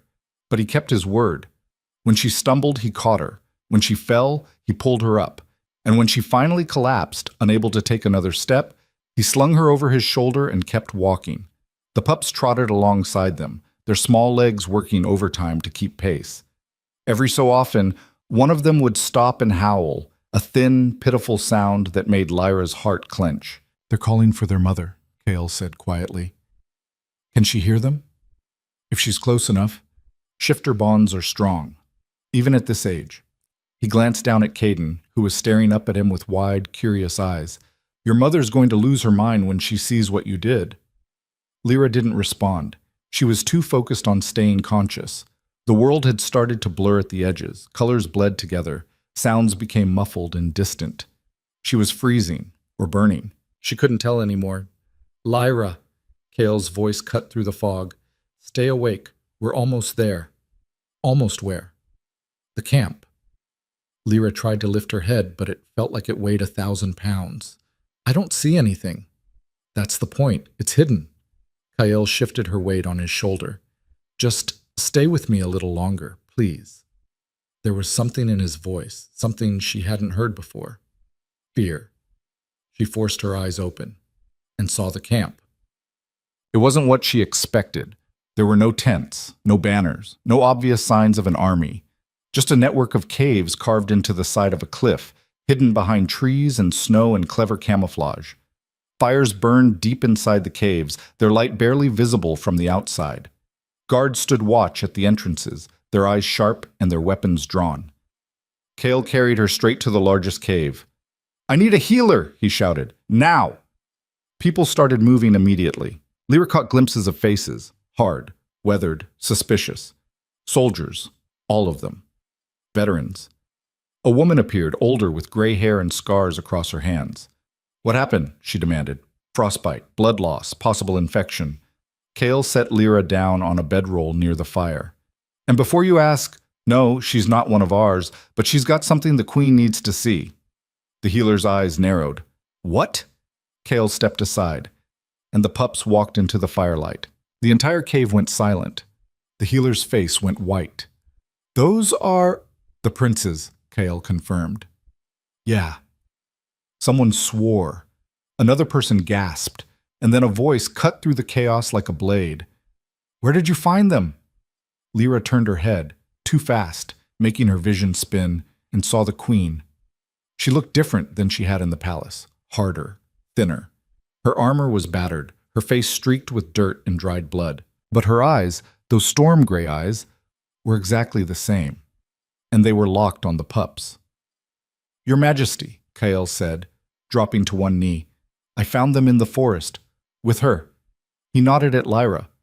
The Queen crossed the cave in 3 long strides and dropped to her knees in front of the pups. "Caden," she whispered. "Kieran." The pups stared at her. Then, slowly, Caden took a step forward. He sniffed her hand, and his tail wagged. The Queen's face crumpled. She pulled both pups into her arms, her whole body shaking, and buried her face in their fur. "I thought you were dead," she choked out. "I thought, when the palace burned, I thought I'd lost you." The pups whined softly, nuzzling against her. And Lyra, watching from the bedroll, her vision blurring with tears, felt something crack open inside her chest. This was what she'd been running toward. This moment. This reunion. The princes were safe. They were with their mother. Her job was done. The healer worked quickly, cleaning Lyra's wounds and wrapping her shoulder in fresh bandages. She didn't speak, didn't ask questions, just worked with the efficiency of someone who'd seen too much blood to be shocked by it anymore. Lyra barely felt it. She was too focused on the Queen, who was still holding the pups, whispering to them in a language Lyra didn't understand. After a while, the Queen looked up. Her eyes found Lyra. "You," she said quietly. Lyra's throat tightened. "Your Majesty." The Queen stood, still holding the pups, and crossed to the bedroll. "You took my sons," she said. "I saved them. You ran from the palace during an attack. You stole the future heirs of the kingdom. You put their lives in danger. I kept them alive, Lyra's voice cracked. The palace was burning. The soldiers were everywhere. If I'd stayed, they would have died. Or worse. Worse than freezing to death in a forest? Yes. Lyra pushed herself up, ignoring the pain in her shoulder. The king was going to kill me. Do you understand that? He wanted me dead. And the moment he found out I'd been alone with the princes during the attack, he would have blamed me, executed me. And then what? Who would have calmed them? Who would have kept them safe? The queen's jaw tightened. You don't know that. Yes, I do. Lyra's eyes burned. Because he told me. He looked me in the face and said I was nothing, a mistake, a placeholder. And the moment he could replace me, I was gone. The cave was silent. The queen stared at her for a long moment. Then she set the pups down gently and sat on the edge of the bedroll. Tell me everything, she said, from the beginning. So Lyra did. She told her about the attack, about the ceiling collapsing, about running through the snow with no plan and no hope, about Kael finding her and helping her, about the soldiers and the wolves and the moment the princes shifted. The queen listened without interrupting. Her expression didn't change, but her hands, resting on her knees, were shaking. When Lyra finished, the queen was quiet for a long time. Then she said, They shifted at 4 months old. Yes, that's impossible. I know. But you saw it happen. Yes. The queen looked down at the pups who were curled up by the fire, asleep. They're stuck, aren't they? They can't shift back. Kael said they're too young to control it. Kael's right. The queen exhaled slowly. They'll figure it out eventually, or a healer will have to force the shift. Either way, she stopped, her voice catching. Either way, they're alive because of you. Lyra didn't know what to say to that. The queen stood up and looked down at her. You risked your life for my sons. You had every reason to leave them behind and save yourself. But you didn't. I couldn't, Lyra said quietly. They needed me. And you needed them. The queen's expression softened. I saw it in the palace, the way you looked at them, like they were yours. Lyra's throat closed up. I was angry, the queen admitted. Jealous, even. My own children preferred a wolfless servant over me. Do you know how that felt? I'm sorry. Don't be. The queen knelt down, her eyes level with Lyra's. You gave them something I couldn't. Stability, consistency, love. She paused. And now you've given them their lives. That's not something I can repay. Lyra shook her head. I don't want repayment. Her voice cracked. I just want them to be safe. The queen studied her for a moment. Then she did something Lyra never expected. She pulled her into a hug. It was brief, awkward, but real. Thank you, the queen whispered, for everything. Lyra couldn't speak, couldn't breathe. She just nodded. The healer insisted Lyra rest, but Lyra couldn't sleep. She lay on the bedroll, staring at the cave ceiling, listening to the sounds of the camp around her. Soldiers talking, fires crackling, the occasional howl from the pups. Kael appeared sometime after dark, carrying 2 bowls of stew. You need to eat, he said, handing her one. Lyra took it, but didn't touch the food. Where were you? Talking to the queen, giving her the full story. He sat down beside her, his movement stiff. She's calling a council meeting tomorrow, wants to figure out what to do next. About the princes? About you. Lyra's stomach dropped. What do you mean? You're a liability, Lyra. You took the royal heirs without permission. Technically, that's treason. The queen might have forgiven you, but the council... He shook his head. They're not as understanding. So what? They're going to execute me anyway? No. Kael's voice was firm. The queen won't let that happen. But they might exile you, send you somewhere far away where you can't cause any more trouble. Lyra looked down at her bowl. Maybe that's for the best? You don't mean that. Don't I? She set the bowl aside. I've caused nothing but problems since the day I walked into that nursery. The princes, the king, the queen, everyone's lives would be easier if I just disappeared. Kael grabbed her arm, forcing her to look at him. Those boys are alive because of you. Don't forget that. They're alive because you helped me. I helped because you didn't give up, even when you should have. His grip tightened. You're stronger than you think, Lyra, and smarter and braver. Don't let anyone, especially not yourself, tell you otherwise. Lyra's eyes burned. Why do you care? She whispered. Kael was quiet for a moment. Then he let go of her arm and looked away. Because someone should, he said finally. The council meeting happened at dawn. Lyra was escorted to a smaller cave, her wrists bound, not tightly but enough to make the point. She was a prisoner, a criminal. The queen sat at the head of a makeshift table, surrounded by advisors and commanders. Kael stood off to the side, his arms crossed, his expression unreadable. And at the queen's feet, the pups sat, still in wolf form, still watching everything with those two intelligent eyes. One of the advisors, a tall man with a scar across his throat, stood up. We're here to discuss the matter of Lyra, he said, a wolfless servant who took the royal heirs without permission during a time of war. She saved their lives, the queen interjected, or she endangered them. The advisor's gaze was cold. We have no proof she didn't orchestrate the attack herself. No proof she's not working with the rebels who sieged the palace. That's insane, Kael said sharply. She was running from the soldiers, not with them. You're biased. You helped her. And I'd do it again. The advisor ignored him and turned to the queen. Your Majesty, with all respect, this woman is a threat. She's unvetted, untrustworthy, and unnaturally bonded to your sons. We recommend exile, permanent. The queen's jaw tightened. And I recommend you remember who you're speaking to. The advisor blinked. Your Majesty, Lyra saved my children. She risked her life multiple times to bring them back to me. And you want to punish her for that? We want to protect the kingdom. The kingdom needs people like her. The queen stood, her voice hard. People who act when others freeze. People who choose courage over convenience. She looked at Lyra. I'm not exiling her, and I'm not punishing her. She stays. With the princes. Where she belongs. The cave erupted into argument. Advisors shouted. Commanders protested. But the queen didn't flinch. This discussion is over, she said. Lyra stays. That's final. The advisors fell silent, their faces tight with disapproval. The queen turned to Lyra. You're free to go. Lyra stared at her, stunned. Your Majesty. Don't make me repeat myself.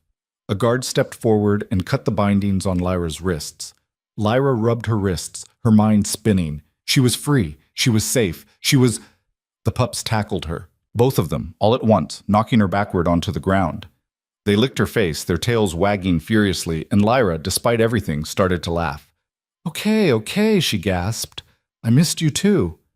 The queen smiled, and for the first time since the attack, Lyra let herself believe that maybe, just maybe, everything was going to be okay.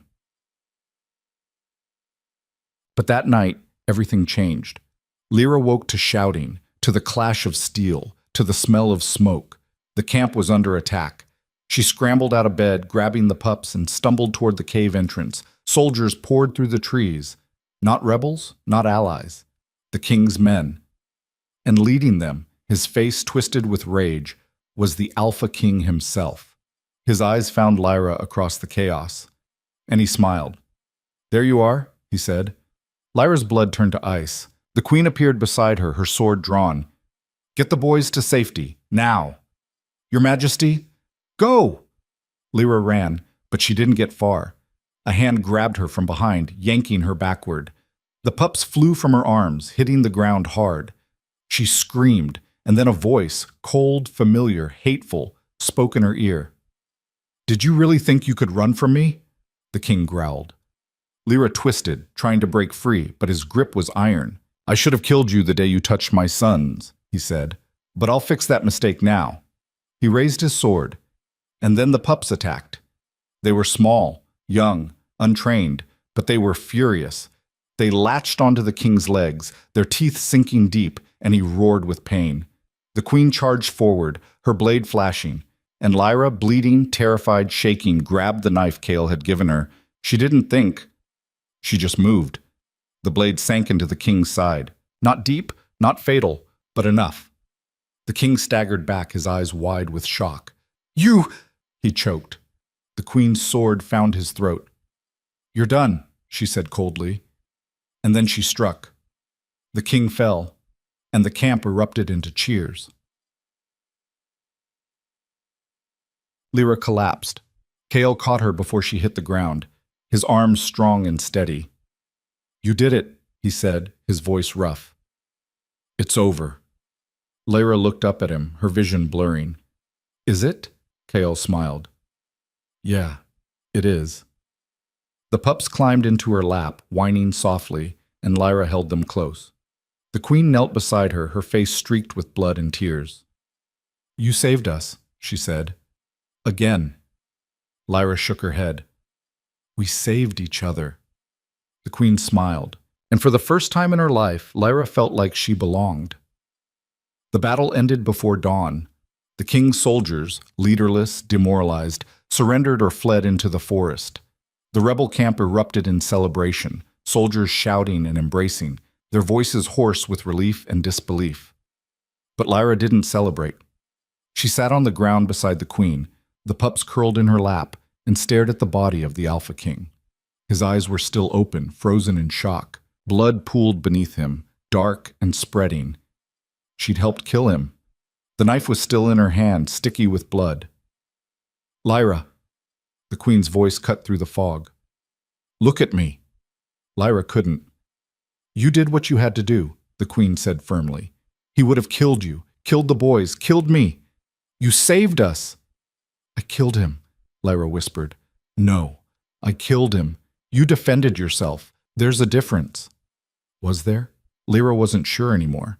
Kale crouched beside her and gently pried the knife from her fingers. "Come on, let's get you cleaned up." Lyra let him pull her to her feet. The pups whined, clinging to her legs, and she scooped them up automatically. They were shaking, both of them. She held them tighter. The camp was chaos around them. Soldiers dragging bodies, healers tending to the wounded, commanders barking orders. But Lyra felt separate from all of it, like she was watching through glass. "She's in shock," someone said. "A healer, maybe." "Get her somewhere warm." Kale's arm slipped around her waist, supporting her weight. "I've got her." They moved through the camp slowly. Lyra's legs felt like they belonged to someone else. The pups were heavy in her arms, their small bodies radiating warmth, and she focused on that, on the feeling of them, the realness of them. Not on the king's face, not on the blood. Not on the way his body had gone slack when the queen's blade found his throat. The healers set up a tent for her, a real one this time, with thick canvas walls and a brazier for warmth. Kyle stayed outside, guarding the entrance, while a young healer named Senna washed the blood from Lyra's hands and arms. "You're in shock," Senna said quietly. "It'll pass. But you need to rest." "I'm fine." "You're not."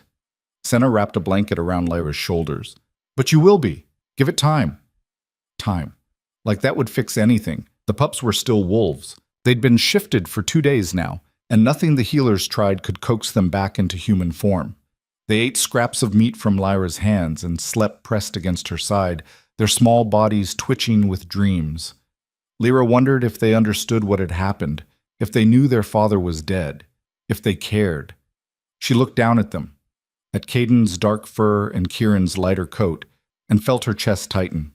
They were so small, so vulnerable. They defended her with teeth and claws and fury, but they were still babies, still helpless in so many ways.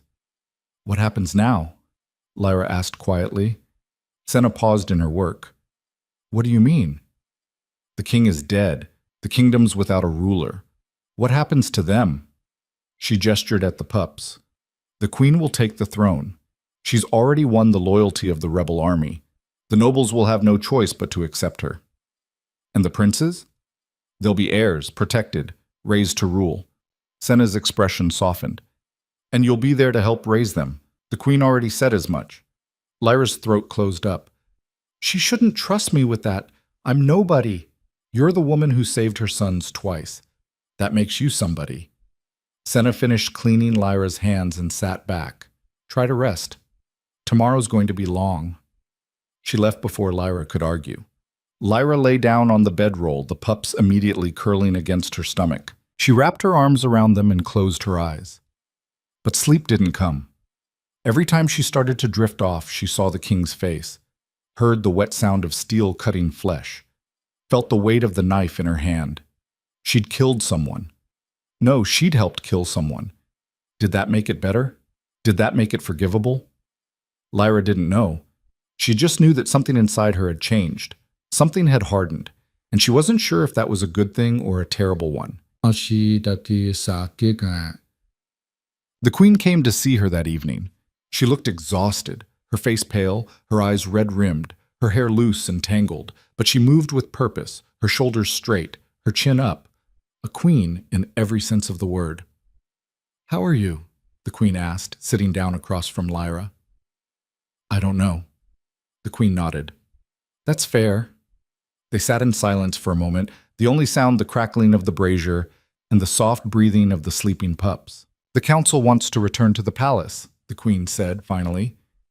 "Now that the king is dead, the kingdom needs leadership, stability." Lyra's stomach twisted. "You're leaving? We're all leaving, including you."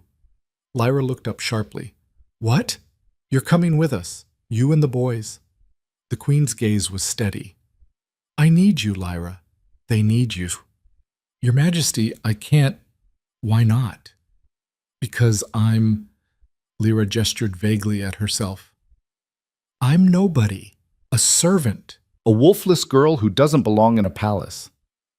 "You're the woman who saved my sons, twice." The queen leaned forward. "You think rank matters to me? Blood? Status? It doesn't. Not anymore. What matters is loyalty, courage, and you've shown more of both than anyone in my court." Lyra's throat tightened. "The advisors will never accept me." "Then they can leave." The queen's voice hardened. "I'm done letting other people dictate what my family needs. The boys trust you. I trust you. That's enough." "What about—" Lyra hesitated. "What about the truth? About who I am? Where I came from?" The queen's expression shifted. Something flickered in her eyes. Recognition, maybe, or guilt. "We need to talk about that," she said quietly. "But not here. Not now. When we get back to the palace, there's something I need to show you." Lyra wanted to ask what, wanted to demand answers, but the queen stood up, signaling the conversation was over. "Pack your things," she said. "We leave at first light." The journey back to the palace took 3 days. The snow had stopped, but the cold lingered, biting through clothes and skin. The rebels moved in formation, soldiers flanking the queen and the princes, who were still in wolf form, riding in a makeshift carrier on Lyra's back. Kyle walked beside her most of the way, his presence steady and grounding. "You're quiet," he said on the second day. "I'm tired." "That's not it." Lyra glanced at him. "What do you want me to say?" "I don't know. That you're scared? Relieved? Angry?" He shrugged. "Anything other than this blank-faced thing you've been doing since the battle." "I killed someone, Kale." "You defended yourself." "It's the same thing." "It's not." He stopped walking, forcing her to stop too. "Listen to me. The king was a monster. He terrorized his own people. He treated you like garbage. And when you finally stood up to him, he tried to kill you. You didn't start that fight, Lyra. You just finished it. That doesn't make it easier." "I know." His voice softened. "But it does make it right." Lyra wanted to believe him. She really did. But every time she closed her eyes, she saw the king's face. The shock. The blood. The way he'd looked at her in those final seconds. Not with rage, but with something worse. Recognition. Like he'd seen something in her he hadn't expected. "He knew," Lyra said suddenly. Kale frowned. "Knew what?" "Something. When he looked at me, right before the queen struck, he knew something." Her hands tightened on the carrier's straps. "Like he recognized me." "Maybe he did. You were in his palace for months. He probably remembered your face." "No, it was more than that." Lyra shook her head. "I can't explain it, but there was something in his eyes, something that felt like—" She stopped.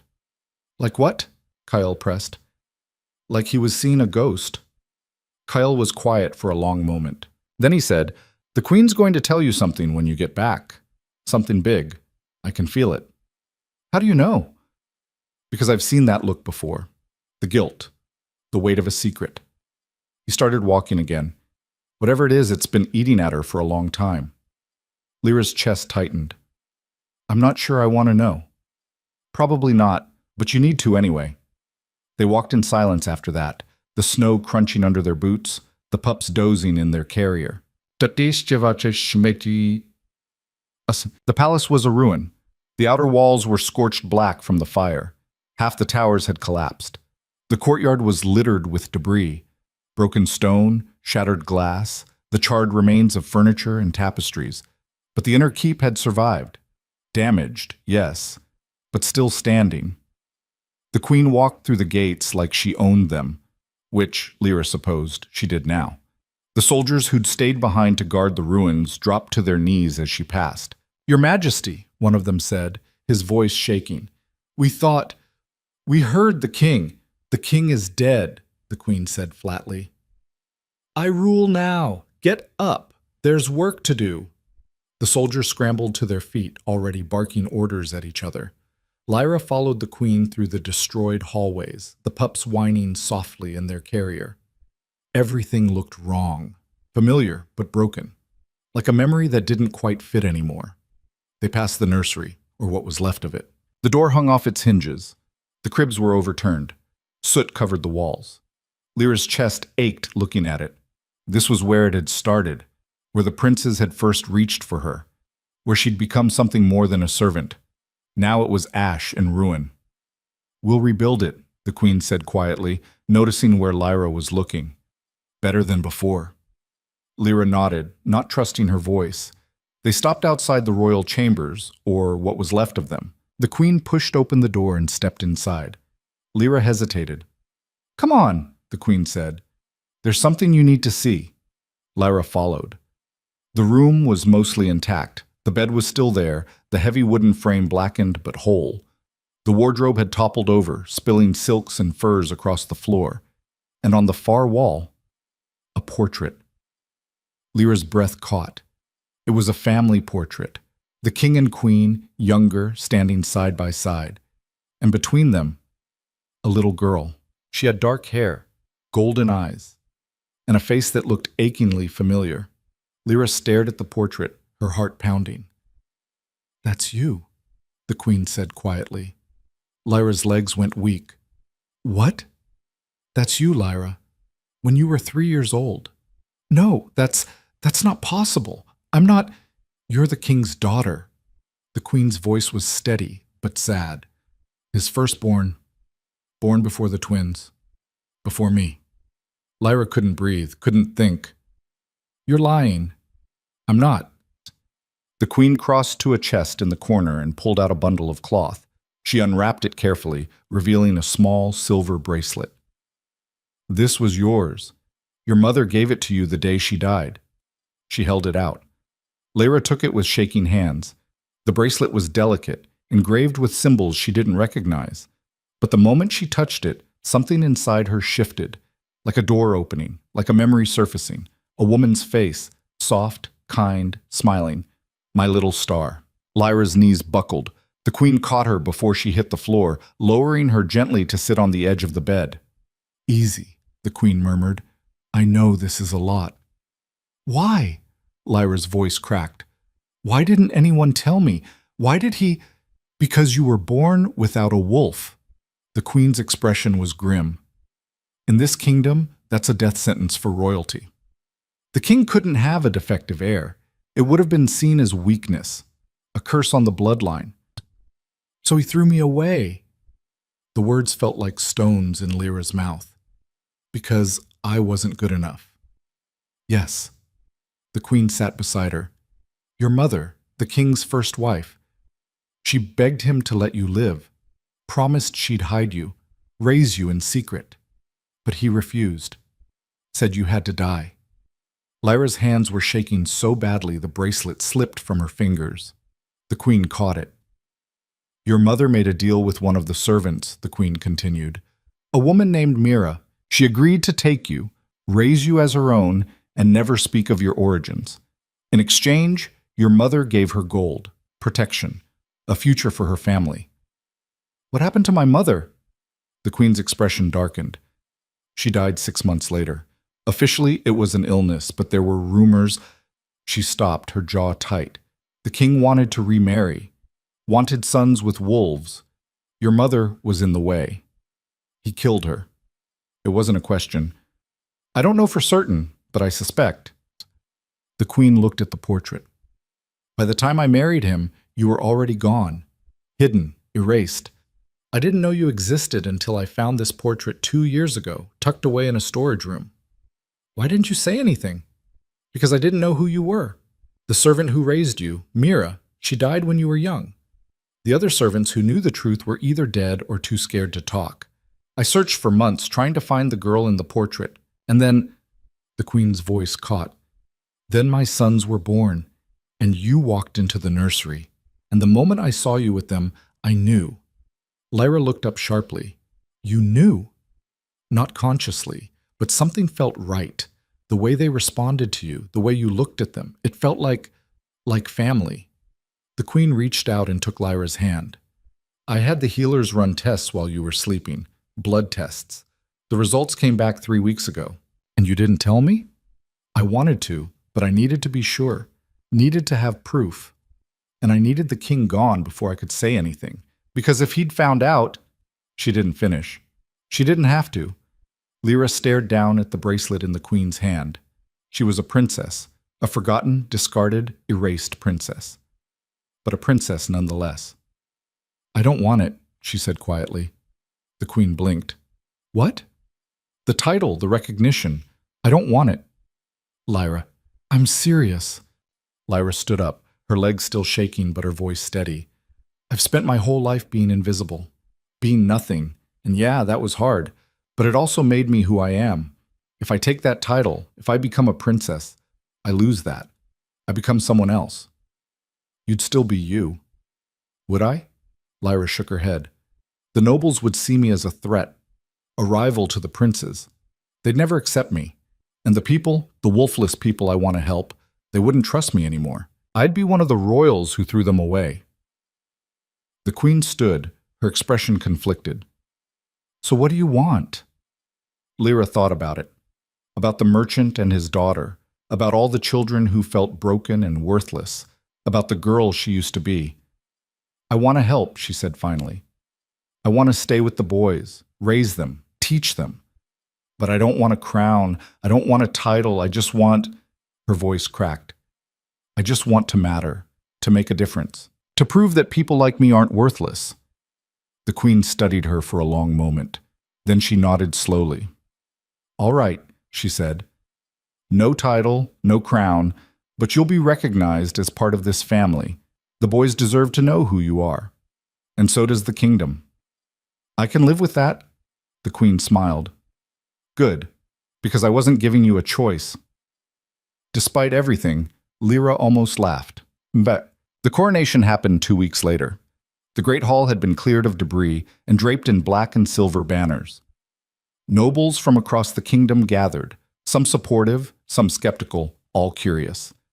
The queen stood at the front, dressed in armor and a crown of steel. Beside her, 2 small boys in ceremonial robes fidgeted and squirmed. The princes had finally shifted back 3 days ago. It had happened suddenly, in the middle of the night.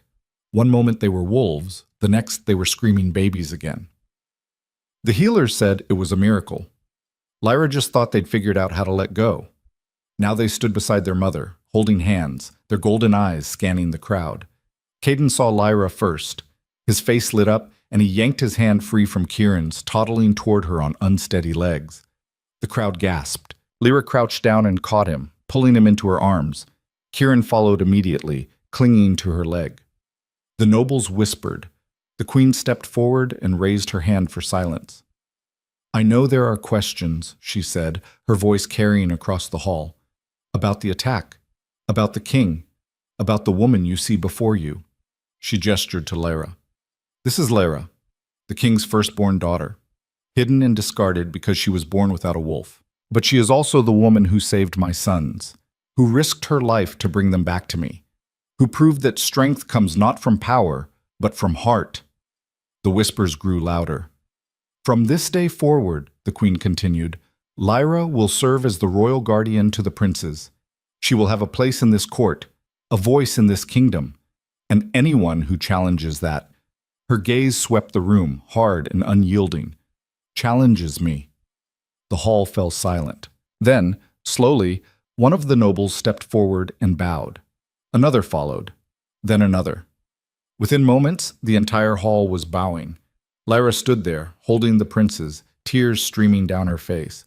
The queen walked over and placed a hand on her shoulder. "Welcome home," she said quietly. Lyra couldn't speak. She just nodded, holding the boys tighter, and let herself believe for the first time in her life that she belonged. The celebration lasted 3 days. There was food, real food, not scraps or rations, music, dancing, laughter that echoed through the rebuilt halls. Lyra spent most of it in the nursery with the princes, watching them play and babble and fight over toys. They were growing so fast, changing every day. But they still reached for her when they were scared, still called her name when they woke from nightmares, still looked at her like she was their whole world. Kale found her on the 3rd night, sitting on the floor with Caden asleep in her lap, and Kieran building a tower of blocks nearby. "You're missing the party," he said, leaning against the doorframe. "I've never been good at parties." "Fair." He walked over and sat down beside her. "The Queen's officially announced you as part of the royal family. The nobles are losing their mind." "Good or bad?" "Both." He grinned. "Some think you're a saint. Some think you're a threat. Most just don't know what to make of you." "Story of my life." Kale was quiet for a moment. Then he said, "You did it, you know. What you set out to do. The boys are safe. The kingdom's changing. You won." Lyra looked down at Caden, at his peaceful, sleeping face. "It doesn't feel like winning," she admitted. "Why not?" "Because I lost so much to get here." She swallowed hard. "My innocence, my certainty, the idea that the world was fair. The world's never been fair." Kale's voice was gentle. "But you made it a little better. That counts for something." Lyra leaned her head against his shoulder. "Thank you," she whispered. "For everything. Anytime." They sat there in comfortable silence, watching Kieran stack blocks higher and higher until they toppled over, making him giggle.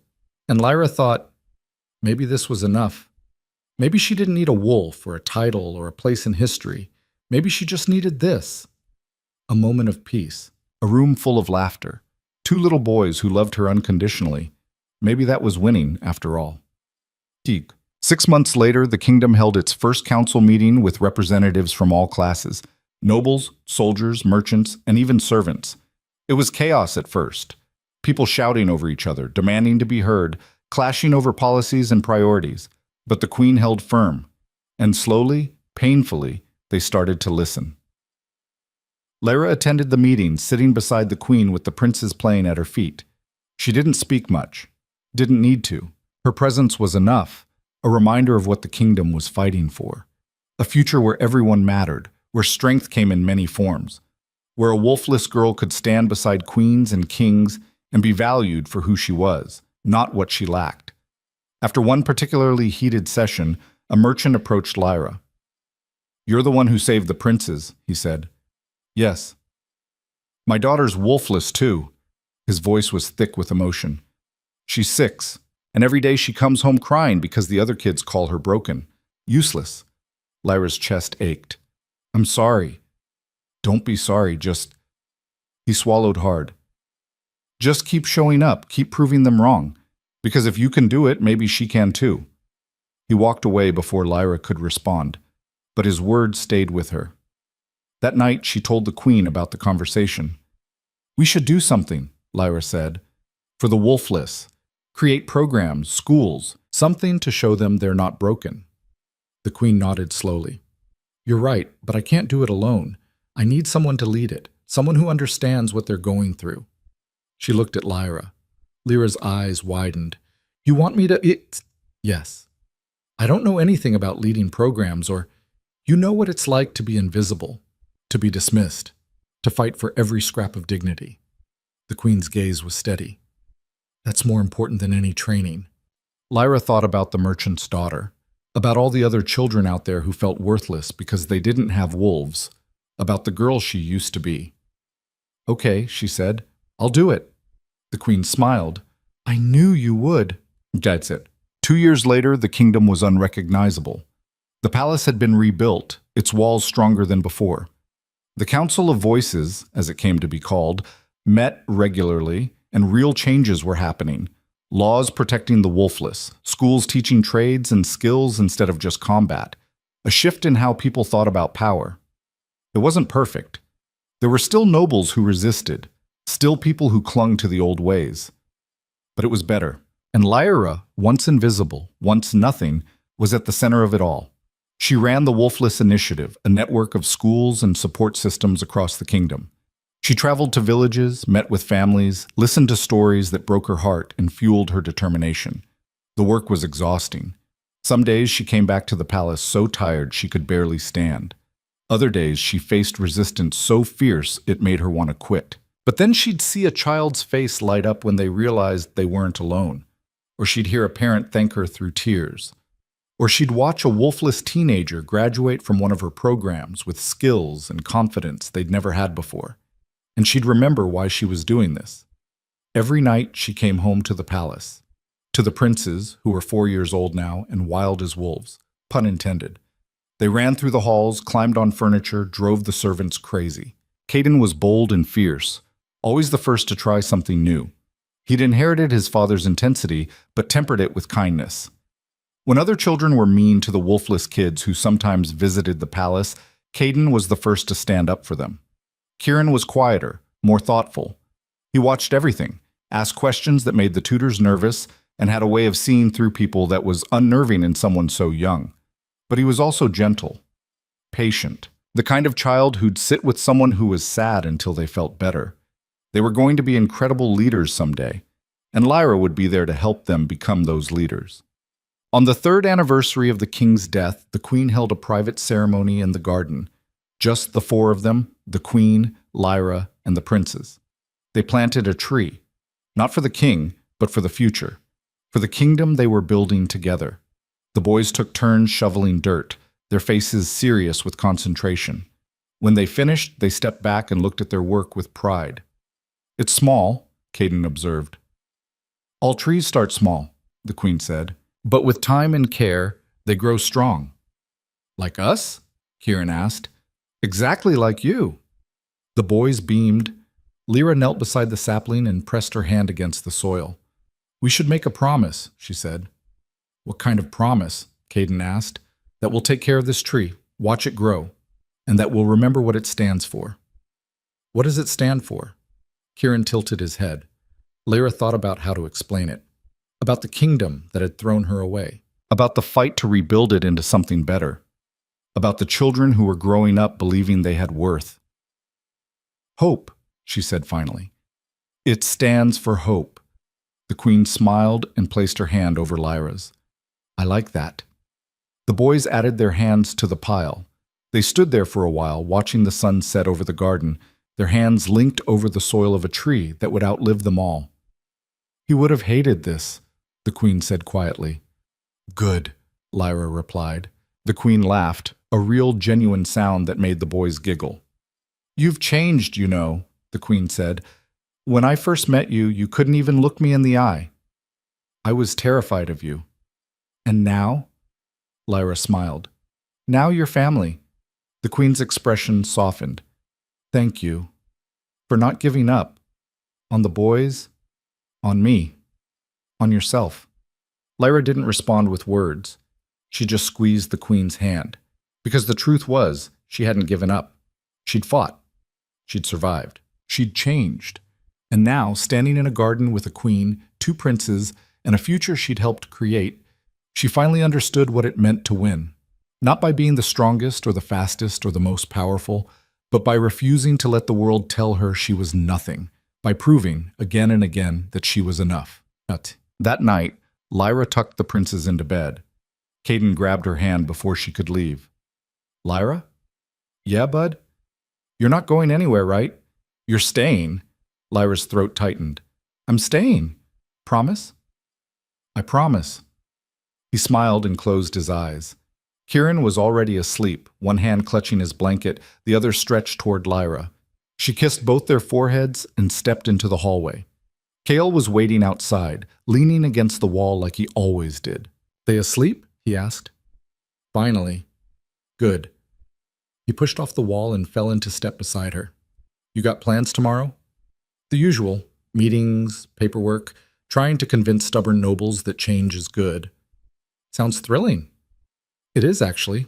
Lyra smiled. What about you? Thought I'd stick around. Make sure you don't get into trouble. I don't need a bodyguard, Cale. I know, but you've got one anyway. He grinned. Besides, someone has to keep you humble. Lyra laughed. They walked through the palace together, past tapestries and portraits and windows that looked out over a kingdom slowly healing.